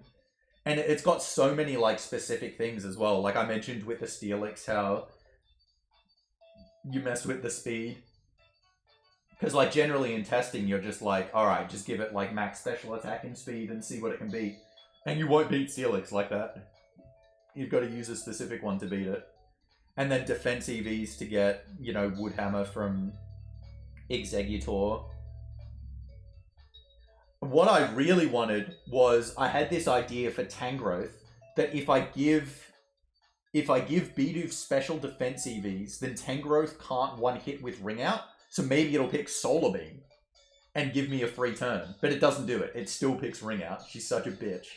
But you still do give special defense EVs to the last Bidoof, because it makes it so Omastar can't use Ice Beam, so it doesn't introduce freeze chances. And Gastrodon also can't use Blizzard, so it gets rid of those freeze chances as well. And even though Muddy Water is worse, it's better to have 50-50 Muddy Water or Earth Power, which is great, than 1 in 3 Earth Power, 1 in 3 Muddy Water, 1 in 3 Blizzard.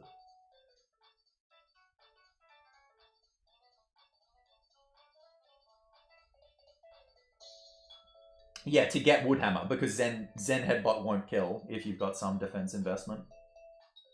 Oh, man. No, I'm happy. I did it. Gold print with Bidoof.